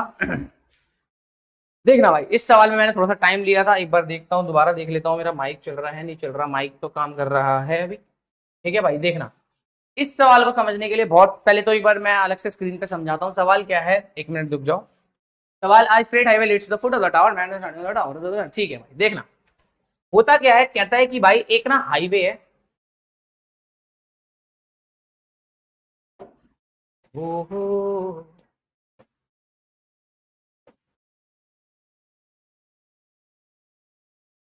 अरे रब नहीं हो रही भाई, ठीक है। एक स्ट्रेट हाईवे है, कहता है एक हाईवे है, और ये हाईवे कहाँ जाता है, ये हाईवे जाता है किसी एक टावर के पास। कहाँ जाता है, टावर को टच करता है। मतलब एक ऐसा रोड है जो रोड सीधा कहाँ जाकर जुड़ता है, किसी एक बिल्डिंग में जाकर जुड़ता है, किसी एक टावर में जाकर जुड़ता है। उस टावर पे एक बंदा ऑब्जर्वर बैठा है, उस टावर पे कौन बैठा है, एक ऑब्जर्वर बैठा है। कहता है वो टावर से ऑब्जर्व करता है, एक बंदा ना टावर से ऑब्जर्व करता है, एक गाड़ी को ऑब्जर्व करता है। एक गाड़ी यहाँ पे दिखती है, उसको कहाँ दिखती है, गाड़ी यहाँ दिखती है। कहता जब वो उस गाड़ी को ऑब्जर्व करा, उसने उसका एंगल था कितना 30 डिग्री, कितना था 30 डिग्री था उसका एंगल, जब उसने उस गाड़ी को ऑब्जर्व किया। और कहता जो गाड़ी है ना वो यूनिफॉर्म स्पीड पे चल रही है, गाड़ी कितनी चल रही है, यूनिफॉर्म स्पीड पे चल रही है। तो मैंने बोला ठीक है भाई। कहता है अगले 6 सेकंड बाद, कहता अगले 6 सेकंड बाद, भाई ध्यान रखना, कहता है यहां से लेकर यहां तक उसने टाइम कितना लिया, 6 सेकंड का टाइम लिया। कहता अगले 6 सेकंड बाद वो गाड़ी को यहां देखता है और ये एंगल बनाता है 60 डिग्री। कितना बनाता है, 60 डिग्री। बात समझ आ रही है, क्लियर हो रही है पक्की बात। 30 डिग्री पहले था, जब 6 सेकंड बाद दिखता है वो यहां तक आ गया, और वो ये देख रहा है गाड़ी कहाँ आ रही है, गाड़ी सीधा सीधा कहाँ आ रही है, टावर के फुट तक आ रही है, मतलब गाड़ी सीधा सीधा टावर की तरफ बढ़ रही है। तो उसने ये सोचा 6 सेकंड बाद गाड़ी इधर आ गई, वो ये जानना चाह रहा था कि भैया कितनी देर में गाड़ी कहाँ आ जाएगी, बिल्कुल यहाँ पे आ जाएगी, बिल्कुल फुट तक आ जाएगी, बिल्कुल यहाँ पैरों तक पहुंच जाएगी, उस टावर के बिल्कुल पैर तक कितने टाइम में। तो मैंने बोला यार मुझे तो पता नहीं, मान लेते हैं कि गाड़ी टी टाइम में यहां पहुंच जाएगी। अब तुम्हारा दिक्कत होगी, भैया हम तो मैथ्स पढ़ने आए थे, फिजिक्स क्यों पढ़ा रही हो, टाइम स्पीड क्या आप बोलना चाह रही हो। भाई ये सवाल में थोड़ा सा लगेगा। देखो 6 सेकंड में गाड़ी यहां तक आई, उसके बाद कितने टाइम बाद गाड़ी जाके पैर तक मिलेगी, मुझे ये टाइम निकालना है कितने टाइम बाद। और एक चीज छोटी सी बता रहा हूँ, देखो स्पीड का फॉर्मूला होता है, स्पीड बराबर होता है डिस्टेंस अपॉन टाइम। स्पीड बराबर कितना होता है, डिस्टेंस अपॉन टाइम। तो अगर तुम्हें कभी डिस्टेंस निकालना हो तो डिस्टेंस निकालते क्या करोगे, ये हम भी है स्पीड मल्टीप्लाई बाय टाइम करेंगे। इसने सवाल ने कहा था कि गाड़ी की स्पीड है यूनिफॉर्म स्पीड, यूनिफॉर्म मतलब कि गाड़ी सेम स्पीड पे चल रही है, मतलब कि गाड़ी की स्पीड चेंज नहीं हो रही, मतलब गाड़ी हर एक सेकंड बराबर बराबर स्पीड, बराबर बराबर दूरी कवर कर रही है। मतलब अगर मैं बोलूं कि लेट स्पीड, तो स्पीड को मान लेते हैं एक्स, मान ले कि गाड़ी की स्पीड कितनी मान लेते हैं, एक्स मान लेते हैं। अगर गाड़ी की स्पीड एक्स है और टाइम कितना है 6 सेकंड, तो मुझे ये बताओ कितना डिस्टेंस कवर करेगी। तुमने बोला भैया डिस्टेंस होता है स्पीड इंटू टाइम, स्पीड है एक्स, टाइम उसने लिया 6 सेकंड, तो वो डिस्टेंस कवर करेगी 6x। कितना कवर करेगी, 6x। मतलब एक गाड़ी जो x स्पीड पे चल रही थी वो यहां से लेकर यहां तक कितनी दूरी कवर करेगी भैया, वो 6x दूरी कवर करेगी। जब वो x स्पीड से चल रही होगी 6 सेकंड तक चलेगी तो 6x दूरी कवर करेगी। इतना समझ आ गया, इतनी क्लियर होगी। अब आगे भैया, अब गाड़ी अगले टी टाइम में कितनी दूरी कवर करेगी ये तो बताओ, क्योंकि भैया यहाँ तो टाइम लिखा था, हमें टाइम से मतलब नहीं, दूरी से मतलब कितने कितने मीटर की है, कितने मीटर की है, तो डिस्टेंस हमारे लिए मैटर करता है। तो 6 सेकंड में इसने 6x चला। अब अगर कोई गाड़ी टाइम कितना ले रही है, कोई गाड़ी अगर टाइम में t ले रही है और उसकी स्पीड कितनी है, स्पीड है उसकी t, स्पीड है उसकी x, तो डिस्टेंस कितना होगा, डिस्टेंस होता है स्पीड मल्टीप्लाई बाय टाइम, मतलब x को मल्टीप्लाई कर दो t से, तो डिस्टेंस कितना आएगा xt। मतलब कोई गाड़ी t टाइम में कितना डिस्टेंस कवर करेगी, अगर वो x स्पीड से चल रही है तो वो डिस्टेंस कवर करेगी xt डिस्टेंस कवर करेगी, कितना करेगी xt डिस्टेंस कवर करेगी। बात समझ आ गई है, क्लियर हो गई है पक्की बात, कि पहले जब गाड़ी ने गाड़ी को देखा 30 डिग्री का बनाया, जब दूसरी बार देख रही है तो गाड़ी का एंगल डिप्रेशन कितना बनाया 60 डिग्री का, तो इसलिए ये 60 तो ये भी 60। अब कितने टाइम बाद गाड़ी इसके आके पैर तक टच कर जाएगी, ठीक है, ये सवाल दे रखा था। अब इस सवाल को एक बार देखते हैं बैकग्राउंड, ठीक है भाई। तो यहाँ पे भी दे रखा था, देख लो कि भैया एक ये टावर था, कुछ भी था, टावर ही दे रखा होगा इन्होंने, है मैं स्टैंडिंग है टॉप ऑफ, टावर था, टावर के टॉप से देखता है एक गाड़ी, देखता है 6 सेकंड बाद वो गाड़ी उसी पॉइंट पे उसे दिखती है। तो ये सोच रहा था कितने टाइम बाद वो गाड़ी फ्रंट टावर के फुट तक आ जाएगी, तो समझा टी टाइम लेगा, तो टी टाइम में कितना दूरी कवर करेगी, एक्स टी दूरी कवर करेगी, और 6 सेकंड में कितनी करेगी, 6x दूरी कवर करेगी, ठीक है भाई। टी टाइम में कितनी दूरी कवर करेगी, 6x दूरी कवर करेगी, इतना समझ आ गया। अब आगे बढ़ते हैं भैया, ये 6x दूरी कवर करेगी 6 सेकंड में, और टी टाइम में इतना करेगी। अब मैंने बोला 2 ट्राइंगल दिख रहे हैं आपको यार, एक ट्राइंगल कौन सा दिख रहा है भैया, एक ये वाला ट्राइंगल दिख रहा है, तो बड़ा ट्राइंगल में लगा भाई, बड़े ट्राइंगल ए कौन सा, एडीबी ट्राइंगल दिख रहा है, एडीबी ट्राइंगल दिखा। यहाँ पे क्या लगाओगे, tan थीटा लगाओगे, तो भैया थीटा कितना होगा, परपेंडिकुलर अपॉन बेस। तो बोल रहे भैया क्यों लगा रहे हो, अरे भाई मैंने सिखाया क्या, मैंने यही तो सिखाया है, 2 राइट एंगल ट्राइंगल ढूंढो, कॉमन साइड ढूंढो। तो यहाँ पे कॉमन क्या दिख रहा है, तो देख नहीं रहा, दोनों में परपेंडिकुलर क्या रहेगा, कॉमन। इस वाले ट्राइंगल के अंदर भी ये पी आ रहा है, बड़े वाले ट्राइंगल के अंदर भी क्या आ रहा है, ये पी आ रहा है, मतलब ये पी कहाँ आ रहा है भैया, दोनों में ये वाला क्या आ रहा है भैया, पी आ रहा है। इट मीन्स पी क्या है, कॉमन, तो मतलब मैं करूंगा क्या, दोनों राइट एंगल ट्राइंगल से परपेंडिकुलर निकालूंगा और दोनों को बराबर रख दूंगा, यही तो छोटा सा स्टेप है। तो मैंने क्या करा, ए डी बी, बड़े ट्राइंगल से पी निकालूंगा, तो बड़े ट्राइंगल से A D B tan theta P upon कितना आया, ये साइड कितना। एक बार वापस आ जाओ, बैटरी दोबारा खत्म हो गई थी, दोबारा से रीशूट करते हैं, कंप्लीट कर दी थी, देखना भाई। ये वाली जो साइड है, ये साइड कितनी है 6x है, एंड ये वाली साइड कितनी है xt है। तो 6x और xt को जब सम करोगे तो कितना आएगा बताना भाई, यहाँ पे 6x प्लस xt आ गया, p की वैल्यू हमें कॉमन दे रखी, तो p हमें निकालना होगा, तो 6x प्लस xt दिख गया। 6x प्लस t को जब ऊपर भेजेंगे तो p की वैल्यू कितनी आ जाएगी, 6x प्लस xt डिवाइड में कितना आ जाएगा, √3 आ जाएगा। ऐसे ही सेम हम किसके लिए ट्राई करेंगे, हम ट्राई करेंगे छोटे वाले ट्राइंगल के लिए। छोटे वाला ट्राइंगल आपके सामने दिख रहा है आपको, छोटे वाले ट्राइंगल के लिए हम क्या करेंगे, 60 डिग्री वाला अप्लाई करेंगे। तो यहाँ पे परपेंडिकुलर अपॉन में क्या हो जाएगा, बेस, तो p की वैल्यू अपॉन में कितना हो जाएगा, xt कितना है, ये वाला वैल्यू है, इसकी वैल्यू कितनी है xt, तो xt डाला, p की वैल्यू कितनी आएगी, √3, xt √3 आएगी। इसके बाद मैं जानता हूँ कि दोनों के अंदर p क्या है भैया, कॉमन दिख रहा है। जब p अगर कॉमन आ रहा है तो दोनों के p की वैल्यू को क्या कर दोगे, आपस में बराबर कर दोगे। जब p की वैल्यू आपस में बराबर करोगे तो कुछ ऐसा दिखेगा, xt √3 is equal to 6x plus xt upon √3। ये √3 उठ के कहाँ चला जाएगा, √3 के पास, और √3 क्या होंगे आपस में मल्टीप्लाई, तो कितना दे देगा, 3xt दे देगा। अब मैंने बोला ये एक xt इधर लिखा था, एक 3xt इधर लिखा था, xt साथ में लिखे तो ये प्लस का xt इधर आएगा तो माइनस का xt हो जाएगा। 3xt माइनस 1xt कितना दिखाएगा भाई, 6x आ गया। 3xt में से एक xt चला जाएगा तो कितना आ जाएगा, 2xt। कुछ बालक ऐसे समझेंगे और वरना कुछ बालकों के लिए देखो ये है, 3xt में से एक xt घटाना है तो xt कॉमन आ गया, 3 बचा, यहाँ कितना बचा 1, 3 में से 1 चला गया 2, तो 2xt आ गया। या तो आप ऐसे कर सकते हो, नहीं तो सीधा सीधा बात 3xt में से एक xt चला जाएगा तो 2xt बचेगा, फिर x से हमारा क्या कट जाएगा, x कट गया, x से x कटा तो यहाँ बचा 2t इज इक्वल टू 6, तो यहाँ से t की वैल्यू कितनी आ रही है, 3 सेकंड। इसका मतलब सवाल में एक चीज हमें समझ आ गई है, वो समझ क्या आने वाली है, समझ ये आ गया है भैया कि जब भी ऑब्जेक्ट यहां से यहां तक तो 6 सेकंड में आएगा, बट जब यहां से वो टावर के फुट तक कहां कितने सेकंड में आएगा, 3 सेकंड में आएगा। मतलब टोटल कितना टाइम लेगा, 3 सेकंड के अंदर वो वहां तक पहुंच जाएगा। तो दोस्तों ये था पूरा का पूरा चैप्टर। इस चैप्टर को बनाने में दोस्तों मेरी जो हालत खराब हुई है ना, पता है क्यों हालत खराब हुई है, मैं आपको बताऊंगा, आप मानोगे तक नहीं क्योंकि भाई 2 बार मेरे माइक की बैटरी खत्म हुई और दोनों बार मैं चैप्टर खत्म करा चुका था। एक बार कम से कम मैंने शूट करा है 35 मिनट का शूट करा है, रिपीट करा है वापस, और दूसरी बार मैंने कम से कम 10 मिनट, 10 तो नहीं मतलब मुश्किल से 5 मिनट का शूट करा है। बट उसके लिए मेरे को वापस दोबारा बैटरी, मैंने 2-4 बैटरीज रख रखी है अपने पास। वो 4 बैटरीज 2800 mAh का एक सेल होता है, ठीक है भाई।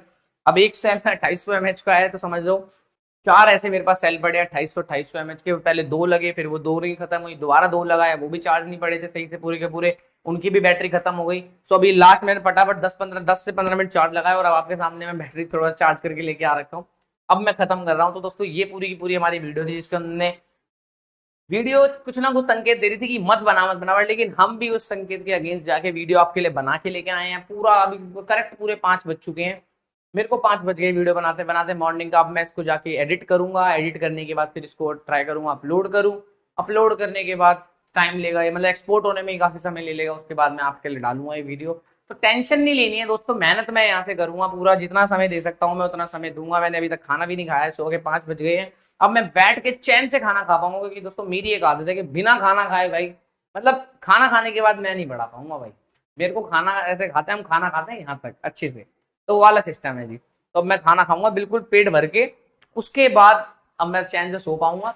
तो ये पूरा का पूरा चैप्टर कंप्लीट हो गया। इतने सारे सवाल करे, इतने सारे क्वेश्चंस करे। बस मैं ये चाहूंगा कि अगर आपको ये चैप्टर अपना अच्छे से बढ़िया से कंप्लीट करना है ना, तो स्टार्टिंग से लेकर एंड तक जितने भी सवाल करे इनको सबको कॉपी में जरूर करना, अपने नोट जरूर बनाना। और पूरी घर जाने के बाद इस वीडियो के बाद एनसीईआरटी के सारे एग्जाम्पल और सारे के सारे क्वेश्चंस जरूर लगाना।